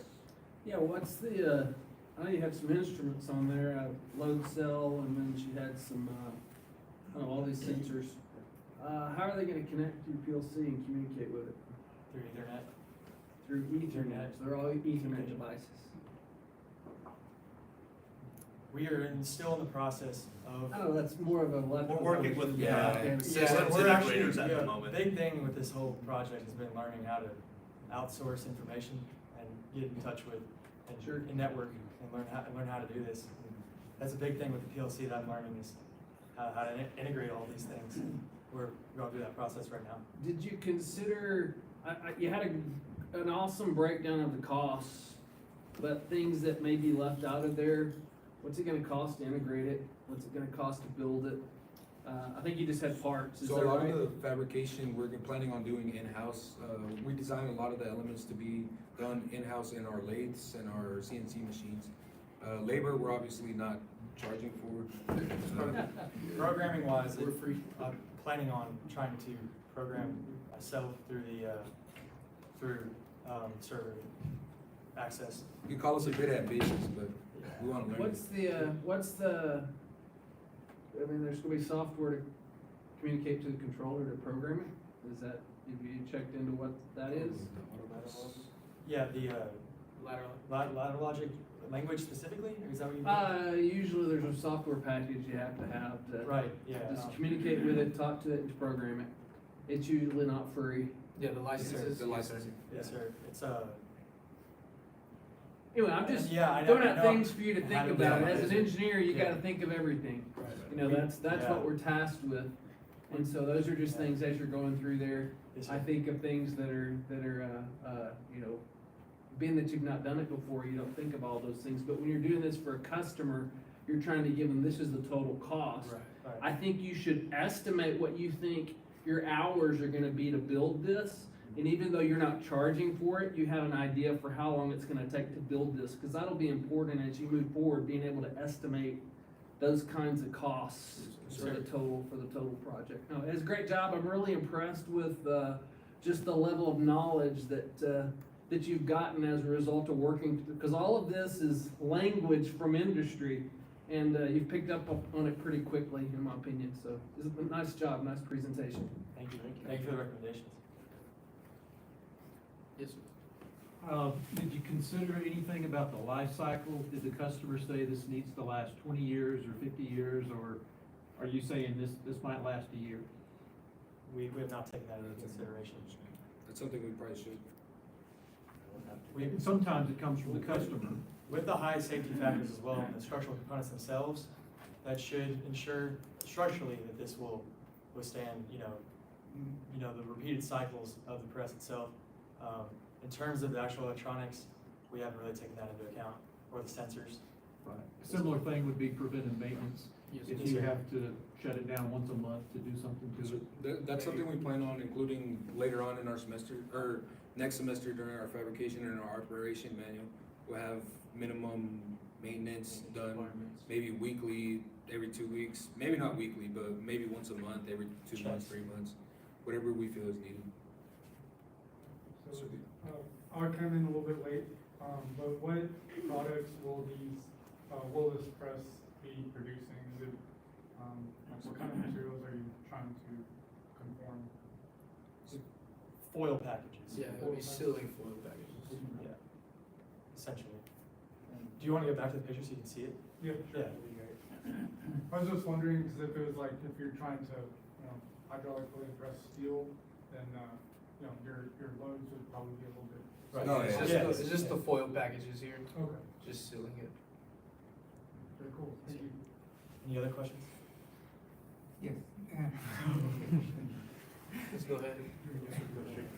With respect to the structure, so you talk about the material, Yes, sir. but the dimensions, how did you choose the thickness of the rectangular beams? The square tube. Yeah, why that thickness, why not a smaller one? Did you make any analysis to see if it will, like for example, it could be lighter? Do you know how much it weighs, the whole thing? Roughly, it's a little over 1,000 pounds. All in all, it's gonna be heavy. One of the main reasons we chose it's a 3" by 3" at a 1/4" thickness square tubing. And we decided that because it's very robust structure. It's gonna add stability in case the machine is gonna get moved around at any point. In addition to that, the square tubing is gonna allow us to add adjustable feet easily onto the bottom so that we can level the machine when it's installed, wherever it's installed. Why? Because it's. Just to make sure everything's level. No, but why that particular size is good for that? With the actual size of the adjustable feet that we have found that are rated for the weight of the machine, it actually fabricate easier with that size. Plus, we plan to mount the display arm to one of the legs, so they have to be pretty big in order to fit that. Sizable. But could it be that smaller thickness, smaller size could be still robust and still you could manage and it would be lighter? Could that be? Potentially, yes, sir. For sure. So, who is going to program? Did you say that you're going to program the PLC? I'm going to do whatever. So, this question is just curiosity. Did you learn that in mechatronics at the school? You haven't learned that? You have no clue? No, sir. Okay. And sir, but I do have some networking connections in order to try to mitigate for that and try to pick up for that. I can use that as a tool in the process. I do need to look into that and see if this is feasible for our time requirements, if I'm gonna be able to learn and program our machine specifically in the amount of time that we have. And he's not on his own. He's not on his own. We'll all help him program as well. So one of the things that so you're going to finish after 4 years, like you just grasp some knowledge, and but one of the things that we hope you end up at the end of those 4 years is the capability of not, of saying like, I don't know that, but I should be able to learn that and do it. So that's really appreciated in the industry, that you have that capability, that's for sure. Any more questions? It's more so just a comment, kind of going big, more off of what Dr. Garcia said. So you said it weighed approximately like 1,000 pounds. So one thing to consider is that when I brought you out to the site, I kind of showed you all a rough idea of where we're going to sit it, which is going to be in our craft workshop on the production floor. But in the next couple of years, we're not certain that craft workshop is still going to be in that same area, so we'll probably have to move it at some point. So it might be worth looking into alternative designs to try to make it maybe a little bit lighter and easier to move around, because I know like for the electrical cabinet, y'all had it with the freestanding type. You might look into see if it might be beneficial if you have one that mounts to the actual machine itself, so that way we're not having to disassemble everything and move it if need be. But So, just a comment to think about. Specifically for the electronics enclosure, we've been in contact with HPF. HPF. So we're trying to get everything like that figured out. This one was more just a brief idea, or just a idea to kind of throw on there. We do plan on having an enclosure. What we're trying to figure out right now is the exact size we're gonna need, considering all the different components we're gonna have in our machine. Yes, sir. And moving wise, yeah, we'll look into the options of lighter. The big thing with that square tubing for sure was we were trying to mitigate for the weight by adding that bracing, so you can use a forklift potentially. Okay. Or a pallet jack. Or a pallet jack, whatever you need to get under there and keep the machine together while you move it. But with the enclosure, for sure, we need to find something that can mount to it. Or you have a way of disconnecting the electrical with a Easy. plug, Ooh. so you can do them separate. Yes, sir. But that's another It's complexity. another electrical thing. Yes, sir. Well, I feel like electrical's like been our downfall. This is like the biggest stress for this whole machine. Controls guys are incredibly invaluable to companies, so Yes. don't hesitate to learn that. Yes. Yeah, they talk to us That's what like we we know learned. this. Yeah. Already through the network. Before a calculator was made of gears and stuff like that, I see. mechanical. So now we have to move into something else, it's electronic. So if we don't know that, we don't know how to program. Uh-oh. Yes, sir. We're almost near to the time, but I just want to add a little more thing to it. So you have the risk analysis you perform. We don't have to go there. Just, maybe in the next semester, we're going to add how to mitigate those risks, especially those are red. What you're going to corrective measure based on OSHA standards you're going to do, because the risk is there. You figured out. Right. What are you going to do to reduce those risks, right? And then you selected the material, and then you calculated the safety factors. I think I also want to echo with Garcia and Ryan, is that one of the cases your safety factor was 76, right? So there is a potential you can reduce the cost and the weight, so it will be a little bit more mobile. Yes, sir. So and then and from your first presentation, and then we made your first presentation on week 6 to your clients. And since there, I was just looking at your first presentation to this, it's a huge change and a huge improvement you made from this week 6 to week 12. And then you still have a whole semester to go and then, fabricate stuff. Yeah, good job, guys. Thank you. Thank you, sir. Yeah, this time we didn't text you at like 2 in the morning. Right. Yeah. Yeah. Any other questions? Thank you, guys.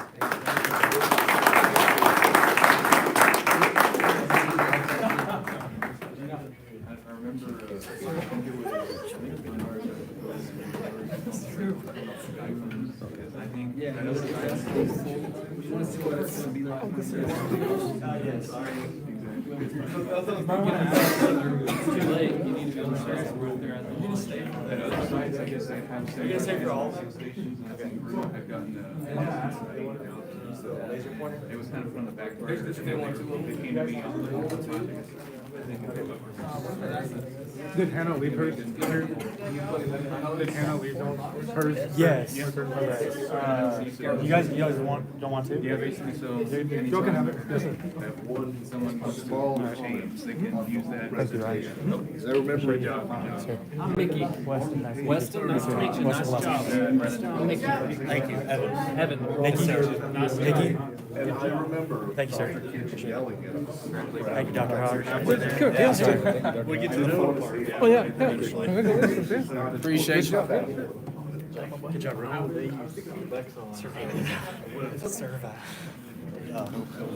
Appreciate you. Thank you for all the guidance, man. We couldn't have done it without you. No problem. Literally. Alex, nice to meet you. Nice job. Nice to meet you, Chad. Nice to meet you. Very nice job. Chad. How you doing? Alex Huggins. Chad, Nice to meet you. Hey, Alex. Alex Huggins. Nice to meet you. Nice job. Appreciate you. Appreciate y'all. Appreciate the opportunity. No problem. Good work. I'll get with y'all again. I don't know, maybe we can schedule Weston time Velasic? next if y'all want to come out Yeah, and next decide. week. Oh, yeah, that'd be fun. And so, but yeah, I'll probably by the end of today. Sounds good. Thank you. Yeah. Good work. We need to get there. Good.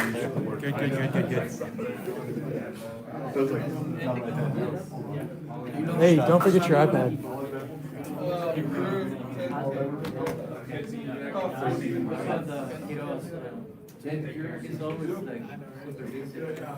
This presentation.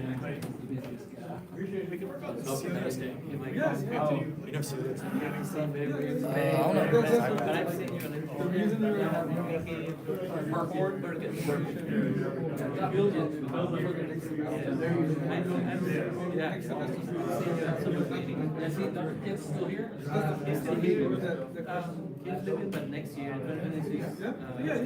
The purpose of having this you just on these slides, some of the slides make it a little bit more concise, like 30 minutes, and then add 20 minutes manufacturing. So here you had this lot of she's gonna go back to the faculty. on the final semester, you just took a lot and said mostly focus on final design. Just go to teaching for a year. Again, you will get the So can you, it's great because it's gonna help like transition. Now or? No, like, during the day. Okay. Just to see if I like, it makes sense to me. Okay. It makes sense. You know? Maybe, so here's slides, if it's not detailed, if you have it in the report or your hand notes, you can also post it in a shared drive, and I can look at it. And then so these are the preliminary proposals, we can improve on it, and then application can change, design can change. When you go to application, it'll change. It'll look off like you, so at least you have something to go. So, I think we're ready for the second presentation. As you guys somewhere waiting outside, but we can start. It's all yours.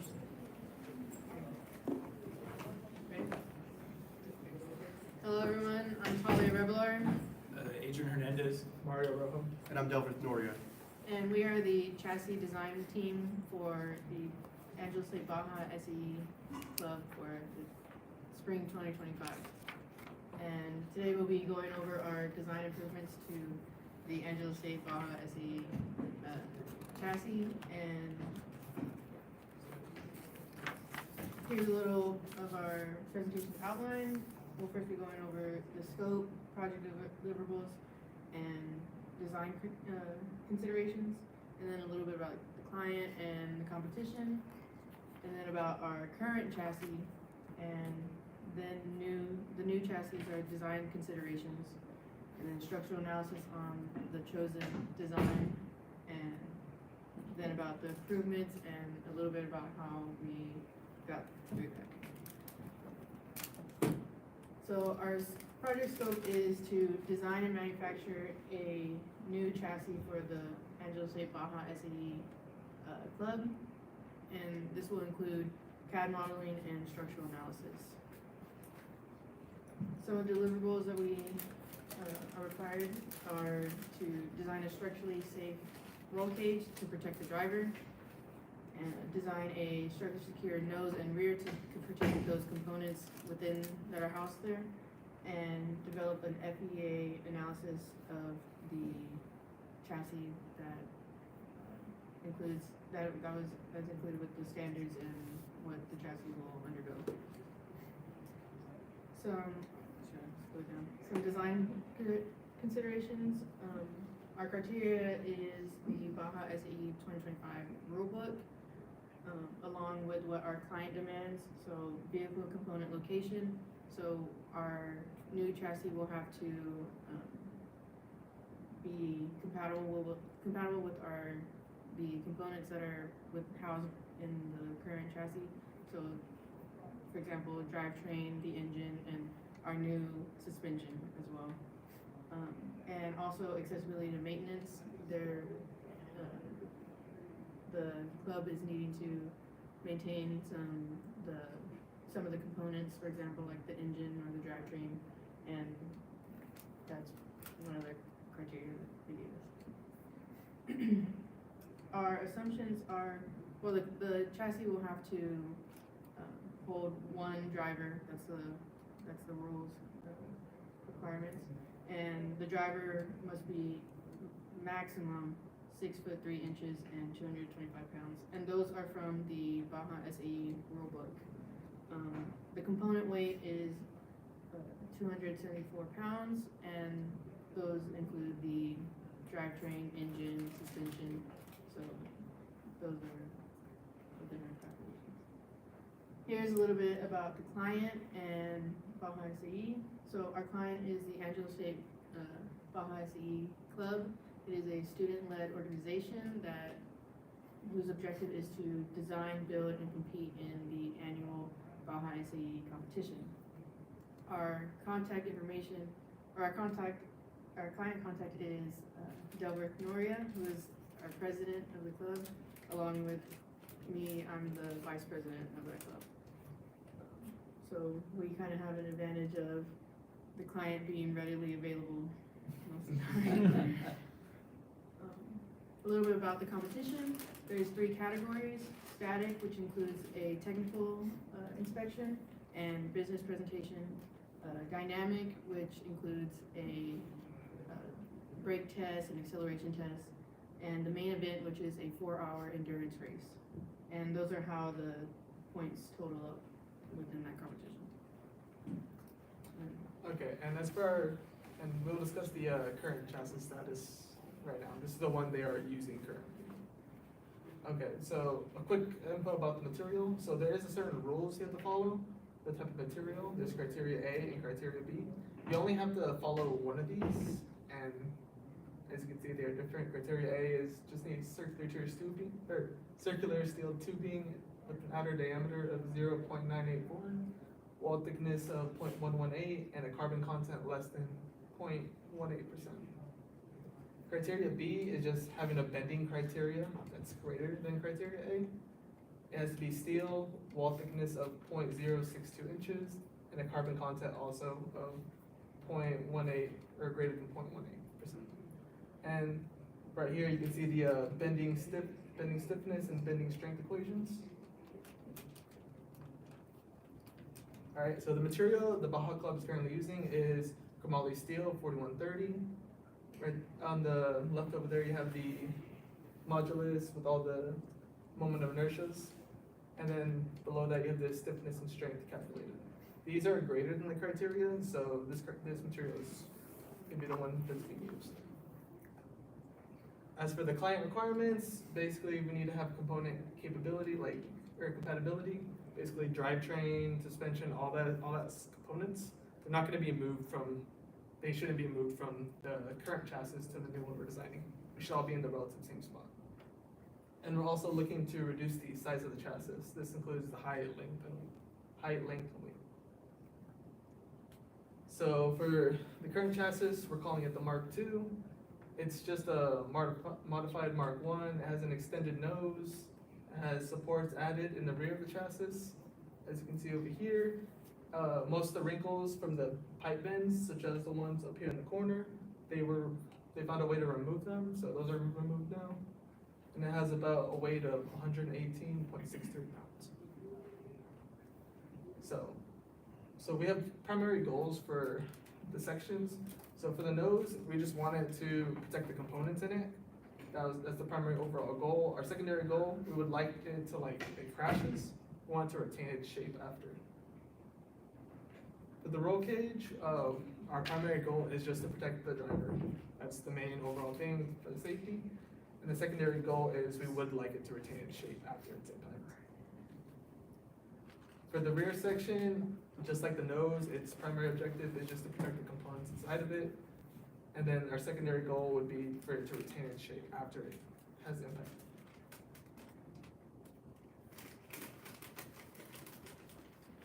So for our new chassis design, we have 3 designs. So our first design here looks very similar to our Mark II with some key components. First of all, we removed the zero force member that was up in the front on the original, which I think I actually, yeah. So we had a zero force member up here that was not caught on earlier in the year. So we went ahead and just added an extra pipe since we had the floorboard mounted to that pipe itself. With the new chassis, we would remove that, having that zero force member completely gone. As well as lowering down the top of our chassis, making it just a bit shorter, bringing it down by 4 inches, giving us room, the 6 inches required by SAE Baja for our driver, having a 6-inch height from the helmet to the top of the car. And keeping the back readily at 34 inches to make sure that our newly designed suspension can still fit. For our second design, very similar looking to the first design, just with with another minor difference being shortening the back of our chassis. Making it 32 inches instead of 34 inches will require us to put some effort into remodifying a little bit into our newly designed suspension, which will attach from this point and this point right here. The third design is just a bit more compared to what they had on the Baja SAE rulebook. It is lightweight, it's 23 pounds lighter compared to what we have now. But the only issues we have is in the back, being able to attach our suspension from a point from here and the back. So we would not be able to attach necessarily, integrate our newly designed suspension. So now we have the new chassis versus the Mark II analysis, which is the previous one.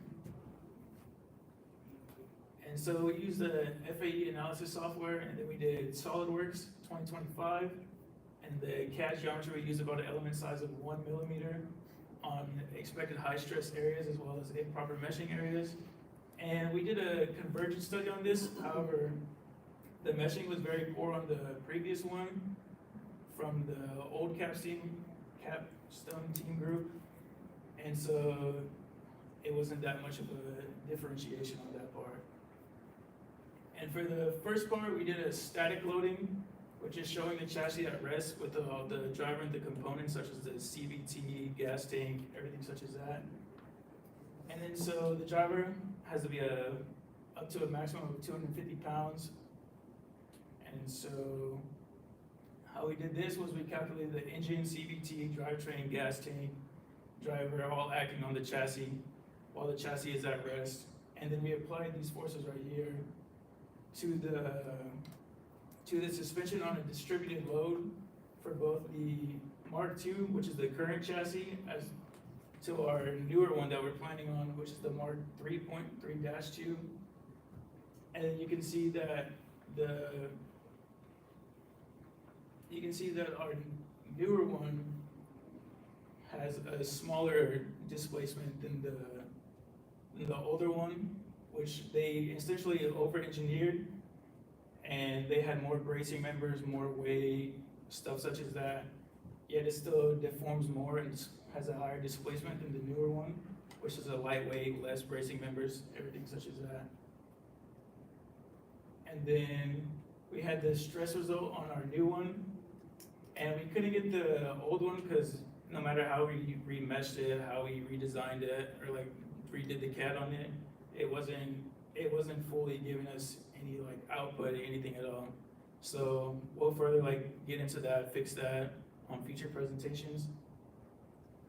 And then our second test was for the extreme brake test. And then we're using the kinetic energy of the vehicle at a specific velocity. And for this test, we're showing the chassis during an extreme brake scenario, which is during the competition, first we use these given equations, such as the simple kinetic energy equation, work equation, velocity equation, distance equation, for the competition that they do at the Baja SAE annual competition, where they give you a 100-foot track, and then you're essentially going down a track at a given velocity, and then you have to come to an instant brake to make sure that your chassis can withhold such a given scenario. And using the previous equations on this slide, we calculated all the forces such as kinetic energy, and then the force that the chassis would experience in this given scenario. And for this one, it was applied on the back for all the weight pushing on the chassis. And the current one, the Mark II, had an experience of about 7.165 millimeters that it would experience in the high intensity areas.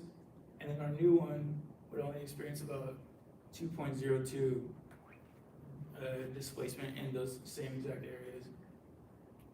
And as again, they have more bracing members, which is essentially like a flaw in the previous chassis compared to ours. And then again here, the stress results for ours, in the same experience the highest amount of stress during that given simulation. And the third was the frontal collision, which is testing how a head-on collision, like against a wall, another car, in a scenario like that. And then for this, we use simple momentum equations, force equations, and then we use the change in momentum over the change in time to calculate our overall force that the car would experience from hitting another car, a wall, something such as that, from the weight of the vehicle, the velocity that it's going. And then we applied that into our software, and the older one had about a 21.7 millimeter displacement that it would experience at the front of the chassis at the point of impact. And our new one would only experience about a 19.6 millimeter displacement at the point of impact. Therefore, our newer one is more suitable and would be able to drive continually. And then this is where the feet would go, so it would be a less risk that the driver would get injured, as well as the other components such as the suspension and the drive train and everything else that's in these specific areas. And then here's the stress for the Mark III from the given for the newer chassis design as from the front of the impact. And then our next one is going to be a slanted roll analysis.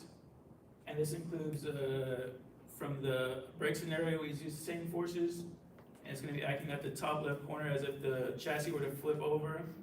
Like, because there's multiple like tests where it goes on a hill or something like hitting another car and the car flips, resulting in it landing on the top of its roll cage. And then for, as you can see, it's in this top left-hand corner of the chassis. And on this one, we have gravity going up, and that's going to be acting on the chassis as well as the force of hitting the ground is going to be acting on a distributed load along the top left-hand corner.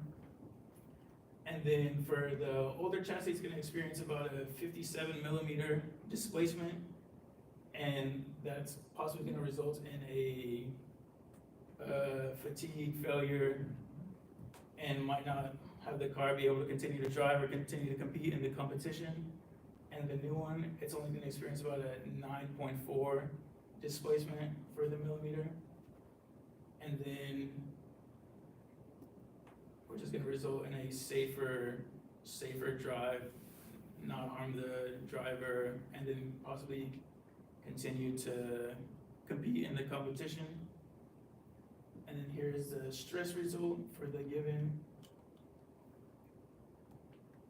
extreme scenario, which potentially wouldn't happen, but in case it does happen, it should be fine. And then for car drag, the chassis has to go through a test at the Baja SAE competition where it pulls a sled, and it has to be able to pull the sled, maintain the weight. And then so for this analysis, we did it on a Toyota Corolla of about 2,000 pounds. And it's gonna begin from a static position. And for this one, we're gonna simulate a drag style pull of some specified weight that over the given time in the event. And for the calculations, we estimated the weight of a 2000 Toyota Corolla, and it's gonna be about, or not 2000, Toyota Corolla, about 2,426 pounds. And then we used the coefficient of friction equation, and for a dry road on a normal all-purpose tires, it's gonna be about 0.7. And with this equation, we used the static friction equation to figure out the force that is gonna be applied on the back of the chassis that's gonna be pulling the distributed load of the Toyota Corolla. And it's gonna be about 1,698.2 pounds. So we applied this to our simulation.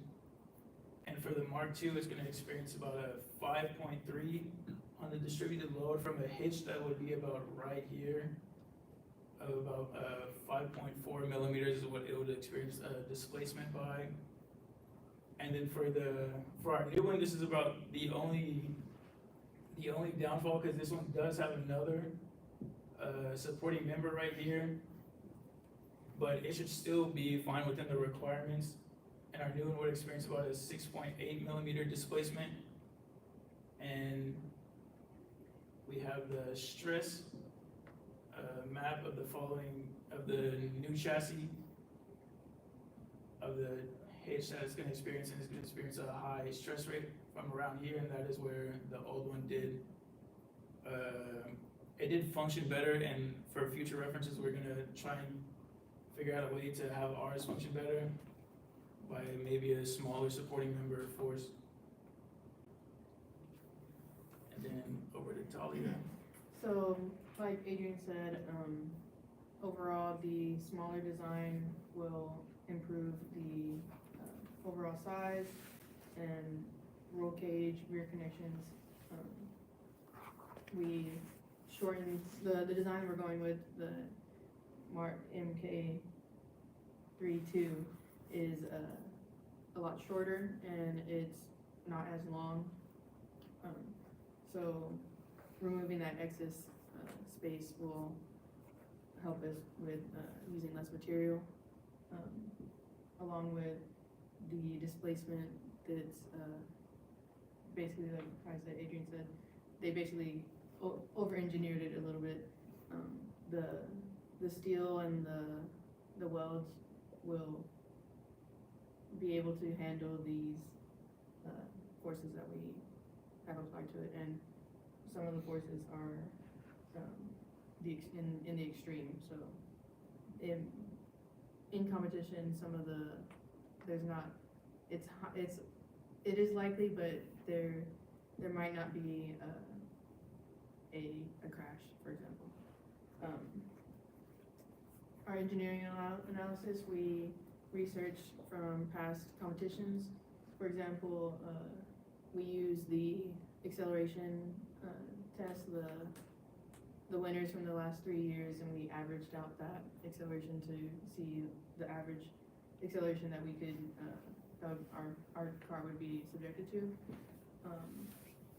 Our design analysis, we used different FEA scenarios, like Adrian went through, and then for our task breakdown, we looked at them through. We did the analysis all together, but we kind of focused, or we made sure to look specifically at each nose, roll cage, and rear, and then same thing for the cab. Our work breakdown structure, we divided it by Mario and I leading the design phase, Delbert did the 3D modeling on SolidWorks, and Adrian did the structural analysis. And then here's our risk analysis. I'll just go through, this is our, for managerial and technical. Our managerial ones, anything above the line is ones that we are most high risk. So A7 and A2, so late material delivery. The last two teams that have worked on this car has had to deal with ordering material and making sure that it gets here on time. And then failure to apply rules that if we fail to apply the rule book, then that hinders our client from even competing.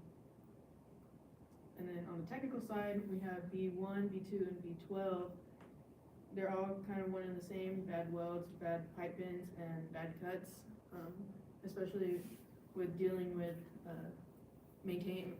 doing maintenance on the current chassis, we've had to deal with bad pipe bends and bad welds, and like I said, bad cuts, and that will require more material, and that will make our budget go higher. So those are ones that we have to keep an eye on. And then references. Any questions?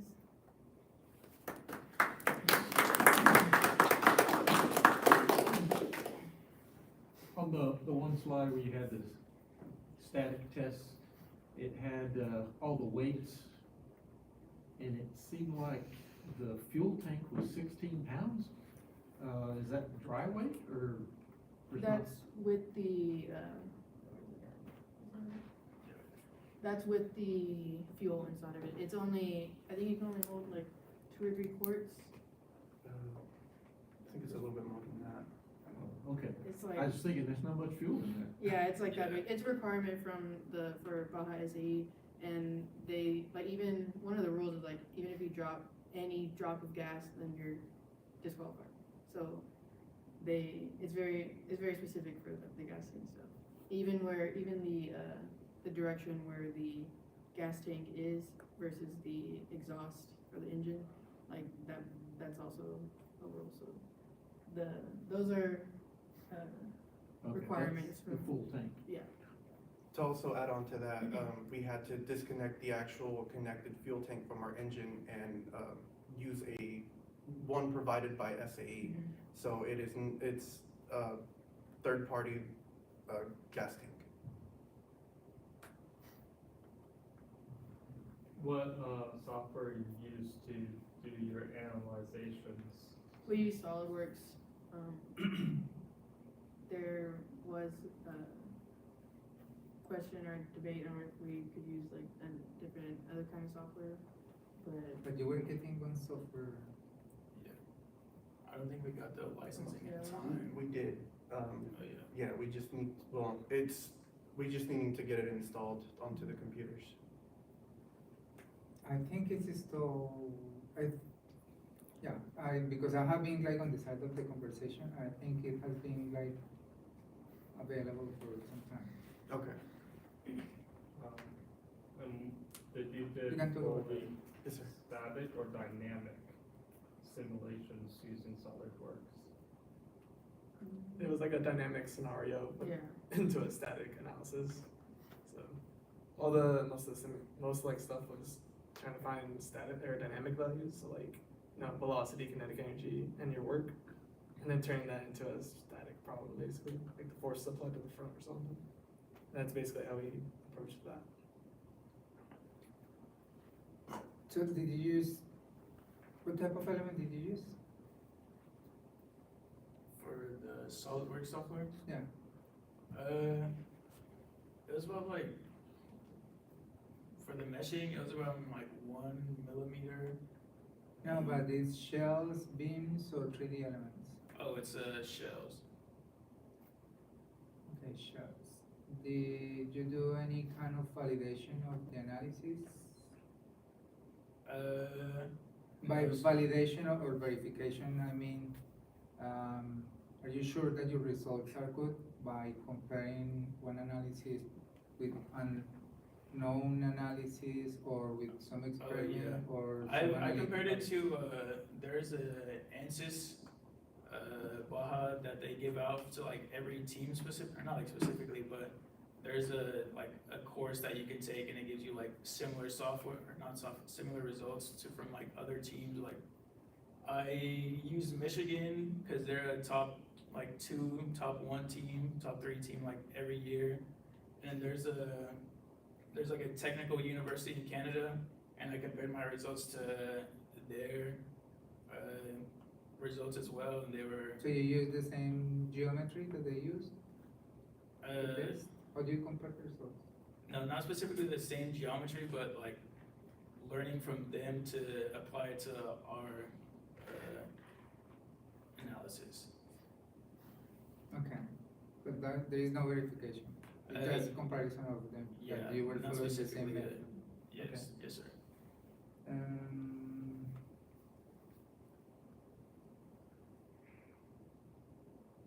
You really need to work on the presenting the equations. So what software do you use for the presentation?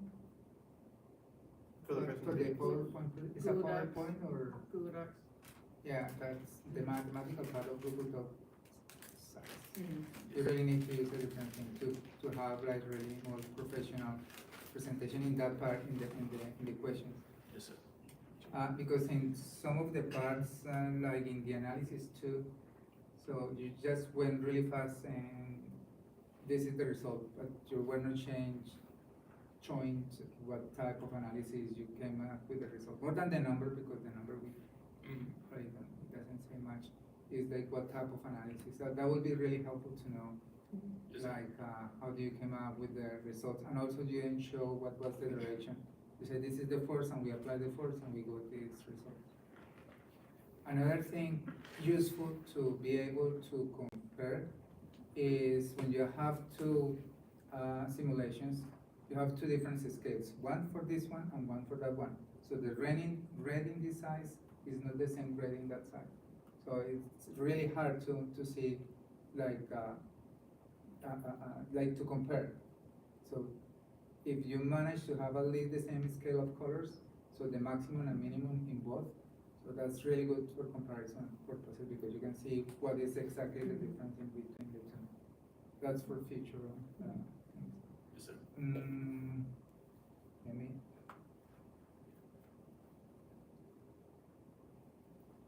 So you were showing the different designs, and at the end you said, I don't know which one you selected. Can you go back to where you were defining the different options? So what was the option? The last one was the option that you selected? We went with design 2. So shortening out the, not only the top, but the back as well, the rear. So you didn't go with the last one? No, sir. Okay. That one was gonna have, it was, I like was there was. confused about which one you selected at the end.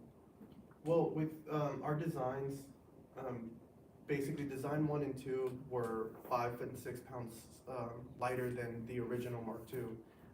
But with Mark III being so light, it's really bare bones, and we don't really have a lot to be able to integrate the new suspension that was just made for this semester. And if you modify just that part, that could be it could be a good option? Like the back part to adjust for the suspension that you have? We could potentially do that. It's just the fact that the front is also just kind of too small. I know our nose is a little bit smaller than what we're having in the front of the, at least for the design 2. That nose is just too small. We won't be able to not only fit our feet, but we can't fit any of the, or fully fit all the components. We definitely have some constraints from our predecessors, especially last semester, or last year with how the components were given. So we, I mean, for example, like the suspension team, they designed theirs to hold up the current one, so the heavy one. And so we're kind of, to utilize the suspension team and to not make our client buy more different components or figure that out, we're Okay. really going with the Yeah, so one that's you're, not as edited. Basically, on the new one, or the one we're going with, this whole area is identical, basically. Like, it'll be able to fit the components. The drivetrain, CVT, everything in the nose, and the roll cage area is a little bit shorter, but it'll still be able to fit the people the potential drivers and our max, the 6'3", 225 pounds person. okay. The other curiosity that I have is related with the objective of the analysis, because you were looking into the deformation.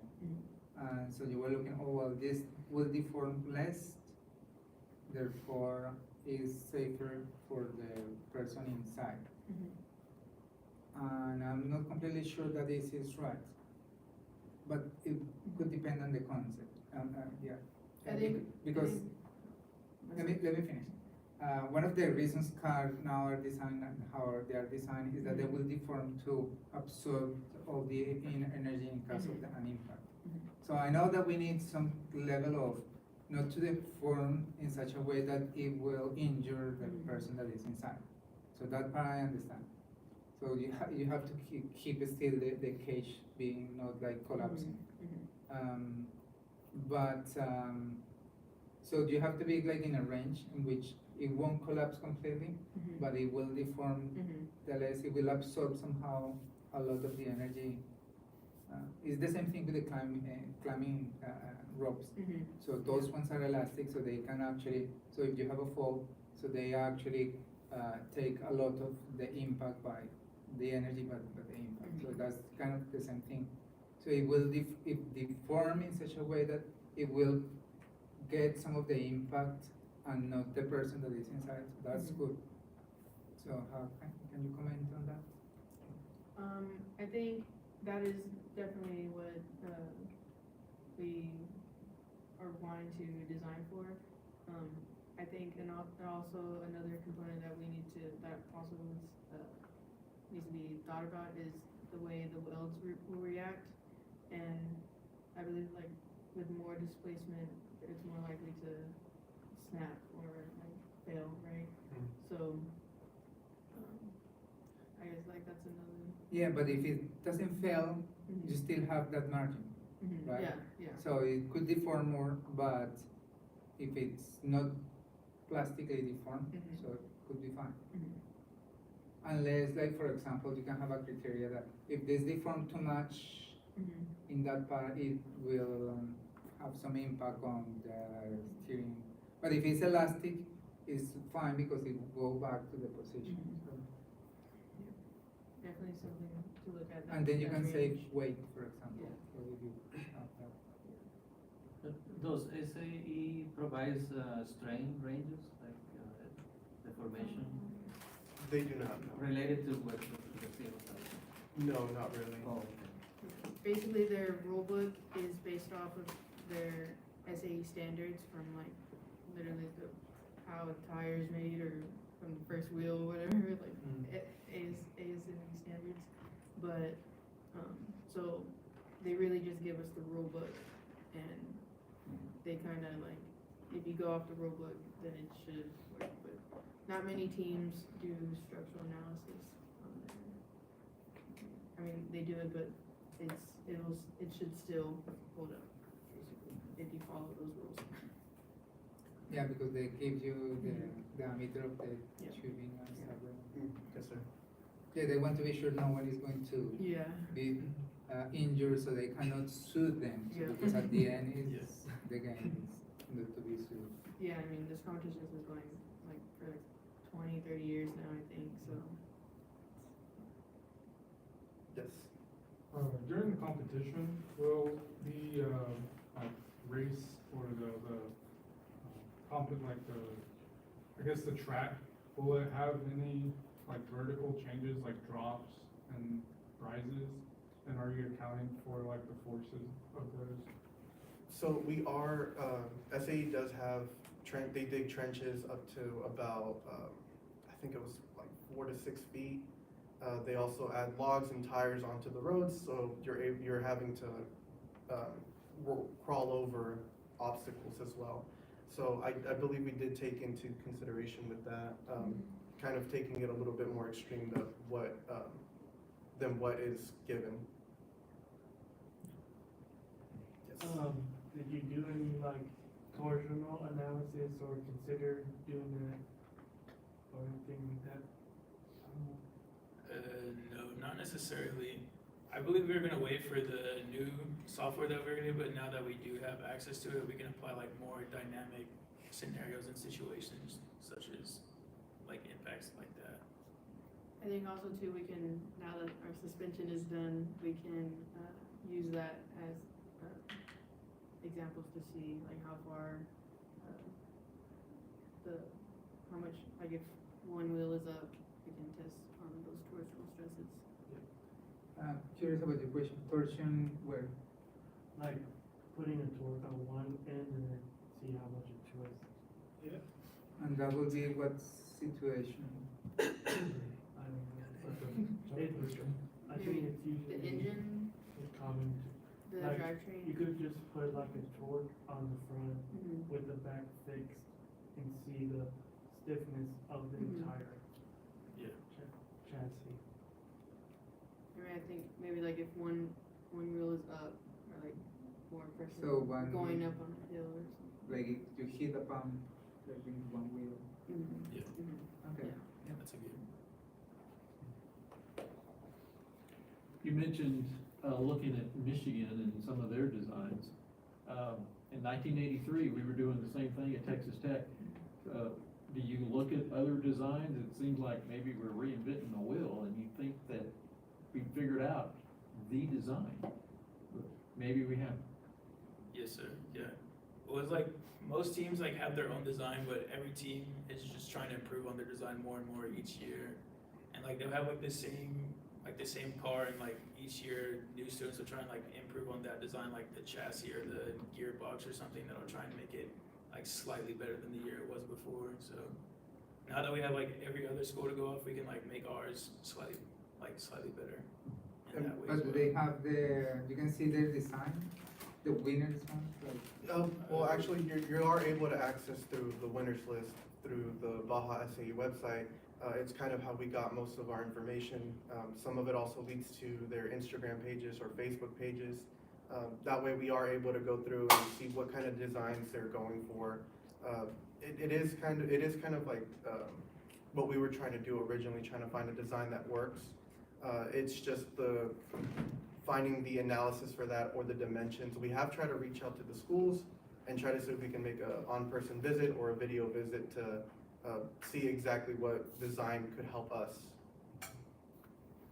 I think a big constraint too is speaking on the club side, we're technically like the second like iteration of the club, and we haven't gone to competition yet.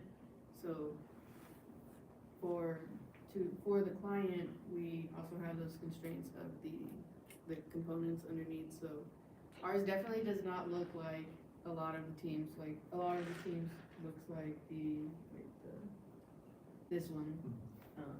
I mean, some of them I've even seen there, like they have to take off paneling for the driver to even get inside, even the steering wheel, right? Some of them. So this area definitely is very small, and yeah, compared to other teams, ours is pretty big, but the tires look cool. So in the competition, is a race? There's three. Sorry, I was late. No. There's three categories to it. So the static, which is we'll go through a technical.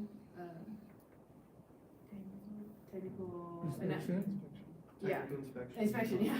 And that's where, for example, they will use, like for paneling, if the teams have paneling on there, they'll get a pipe and they'll go through each, like, space, and it has to be, like, the pipe is like 1.5 inches, I think. So like, if the pipe doesn't fit through there, disqualified. So that's a technical inspection, along with, business presentations and like the cost presentation and stuff.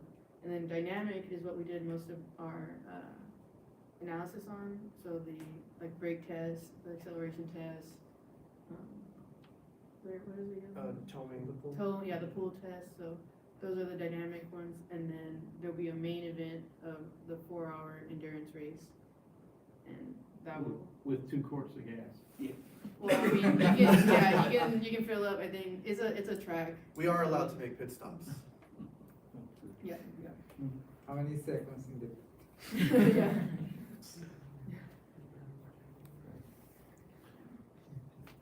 Okay, I have, so my suggestions are for continuous improvement going to next semester. So let's go to slide 21.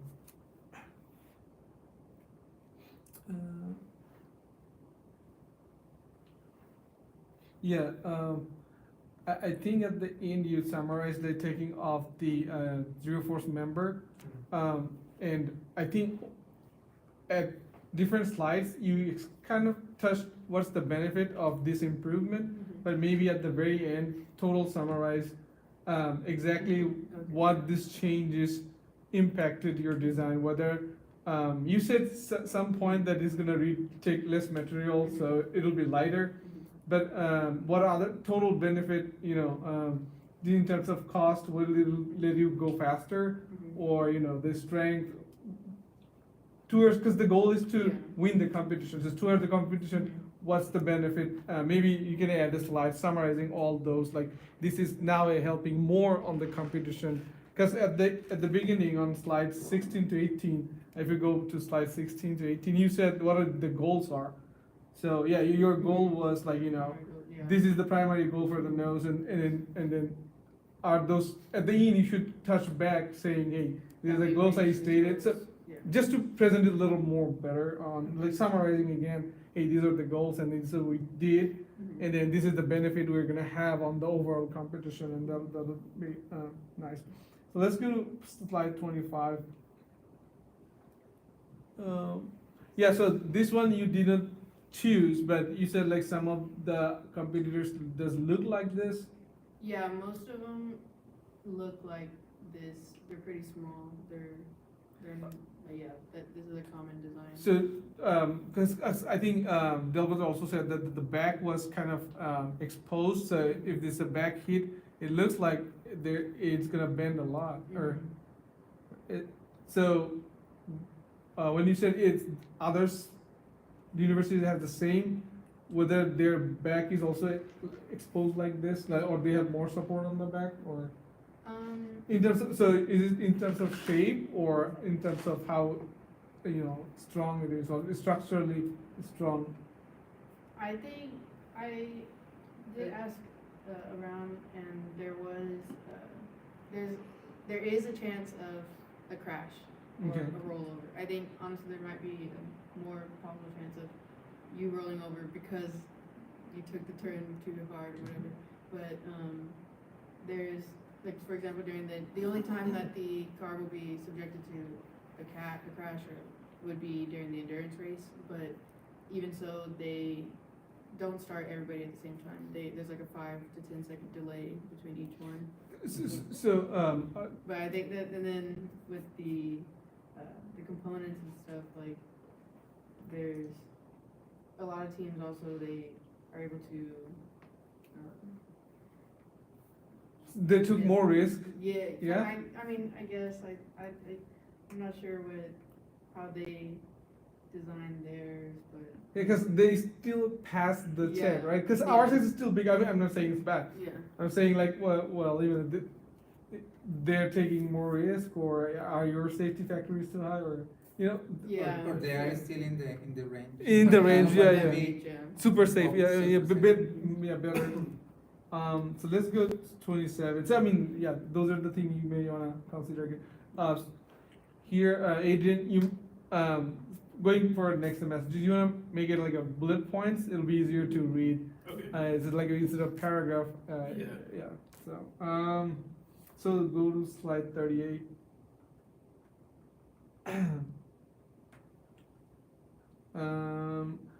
Yeah, so you said there's a momentum there, but you didn't say the velocity. Did you say somewhere? We used the velocity from the previous analysis. It was, analysis 2 for the acceleration, that one. If you go with that one slide. Yeah. Oh, the that was- 51.8. yeah, Okay. That's, Yeah.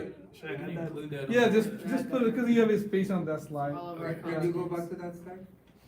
Wait, the 38?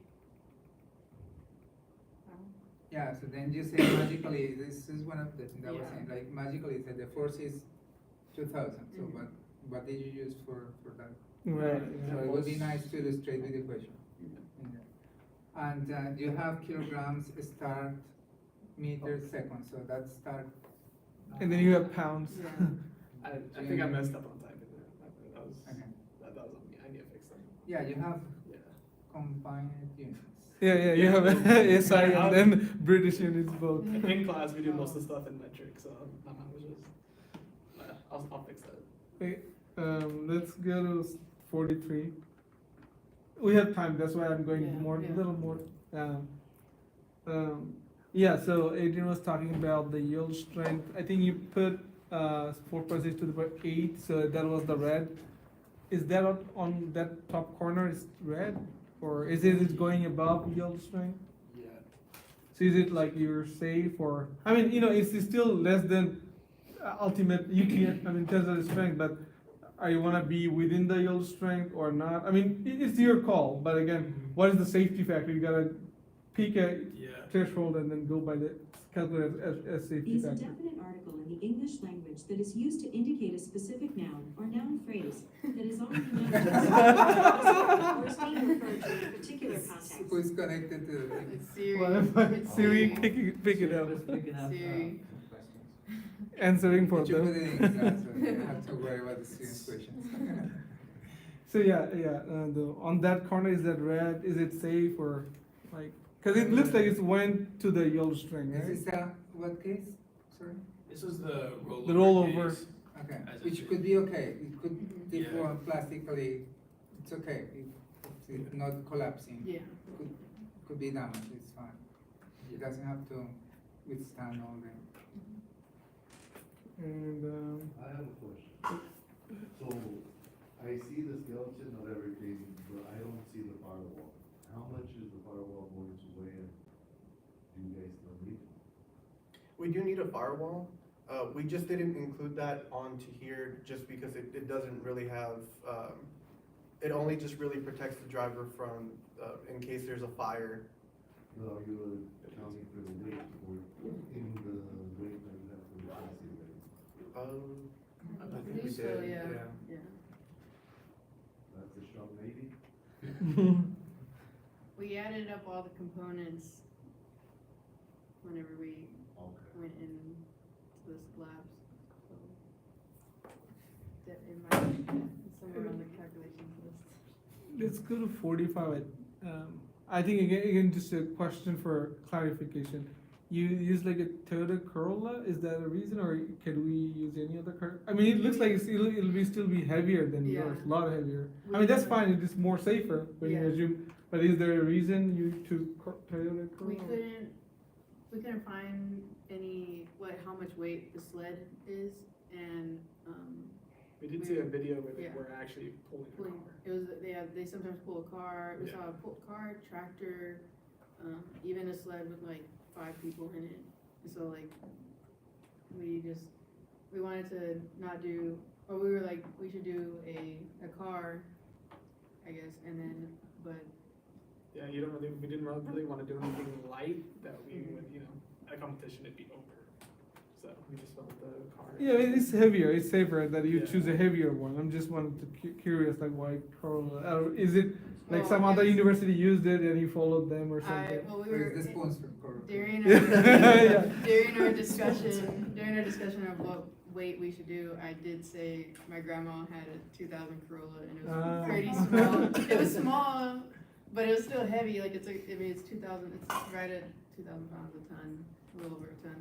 So that's why we used the Corolla, because we also thought about if we use today's current car, today's Corolla is probably a lot heavier, Mhm. so it's because of the more components in it, but.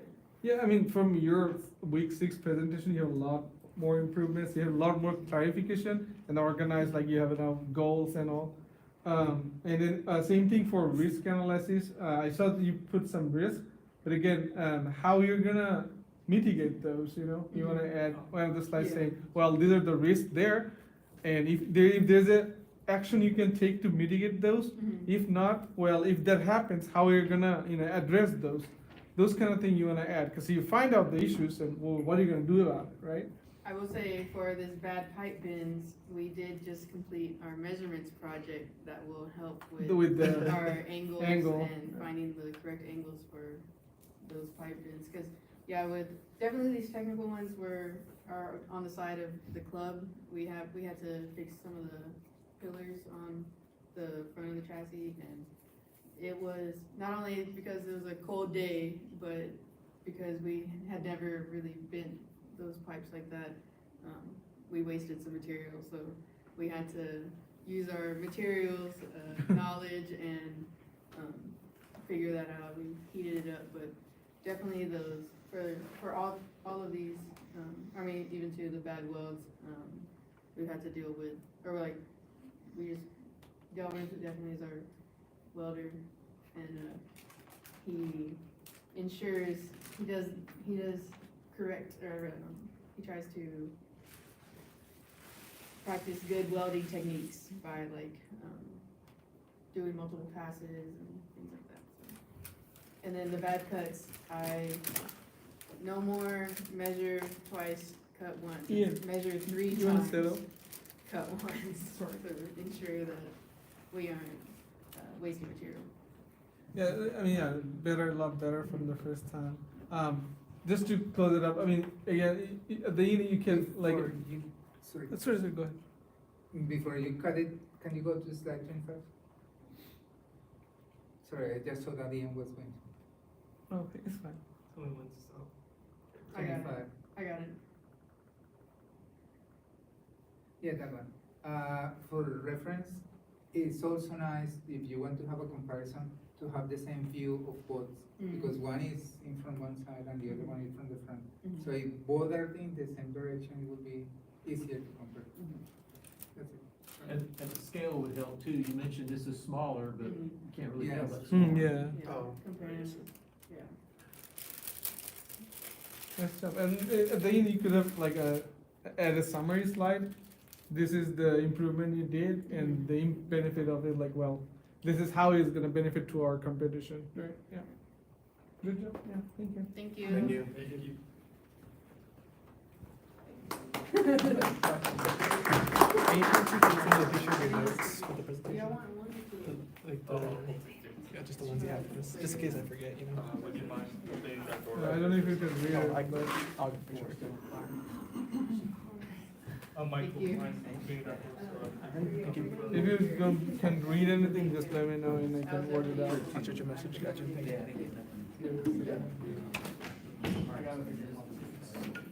Okay, perfect.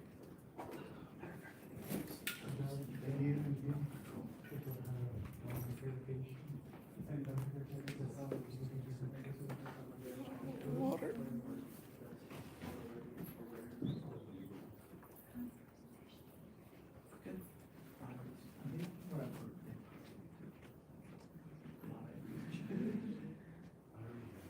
So what I have seen is that my team has been like very clever. Okay, now we have to see. We can start. Where do we start? What, no, what, where? What do you need to start? Like, yeah, so, well, I cannot answer because we don't know. But it seems that there is a lot of pressure. They can install, and they have been like,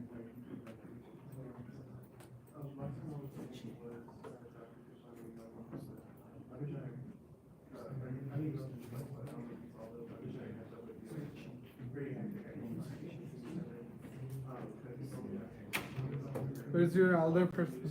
What? Michael, where's Michael?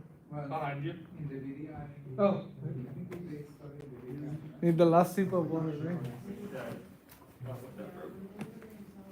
Are we streaming to YouTube right now? We wanna stop it, right? Yeah. You don't want the pictures to be Yeah. online, right? Yeah. Oh, We'll just turn it off. yeah. How do I, does it just cross it?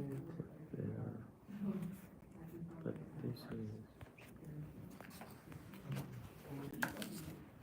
you have to remove it. Can you pull here in the bottom? That's the,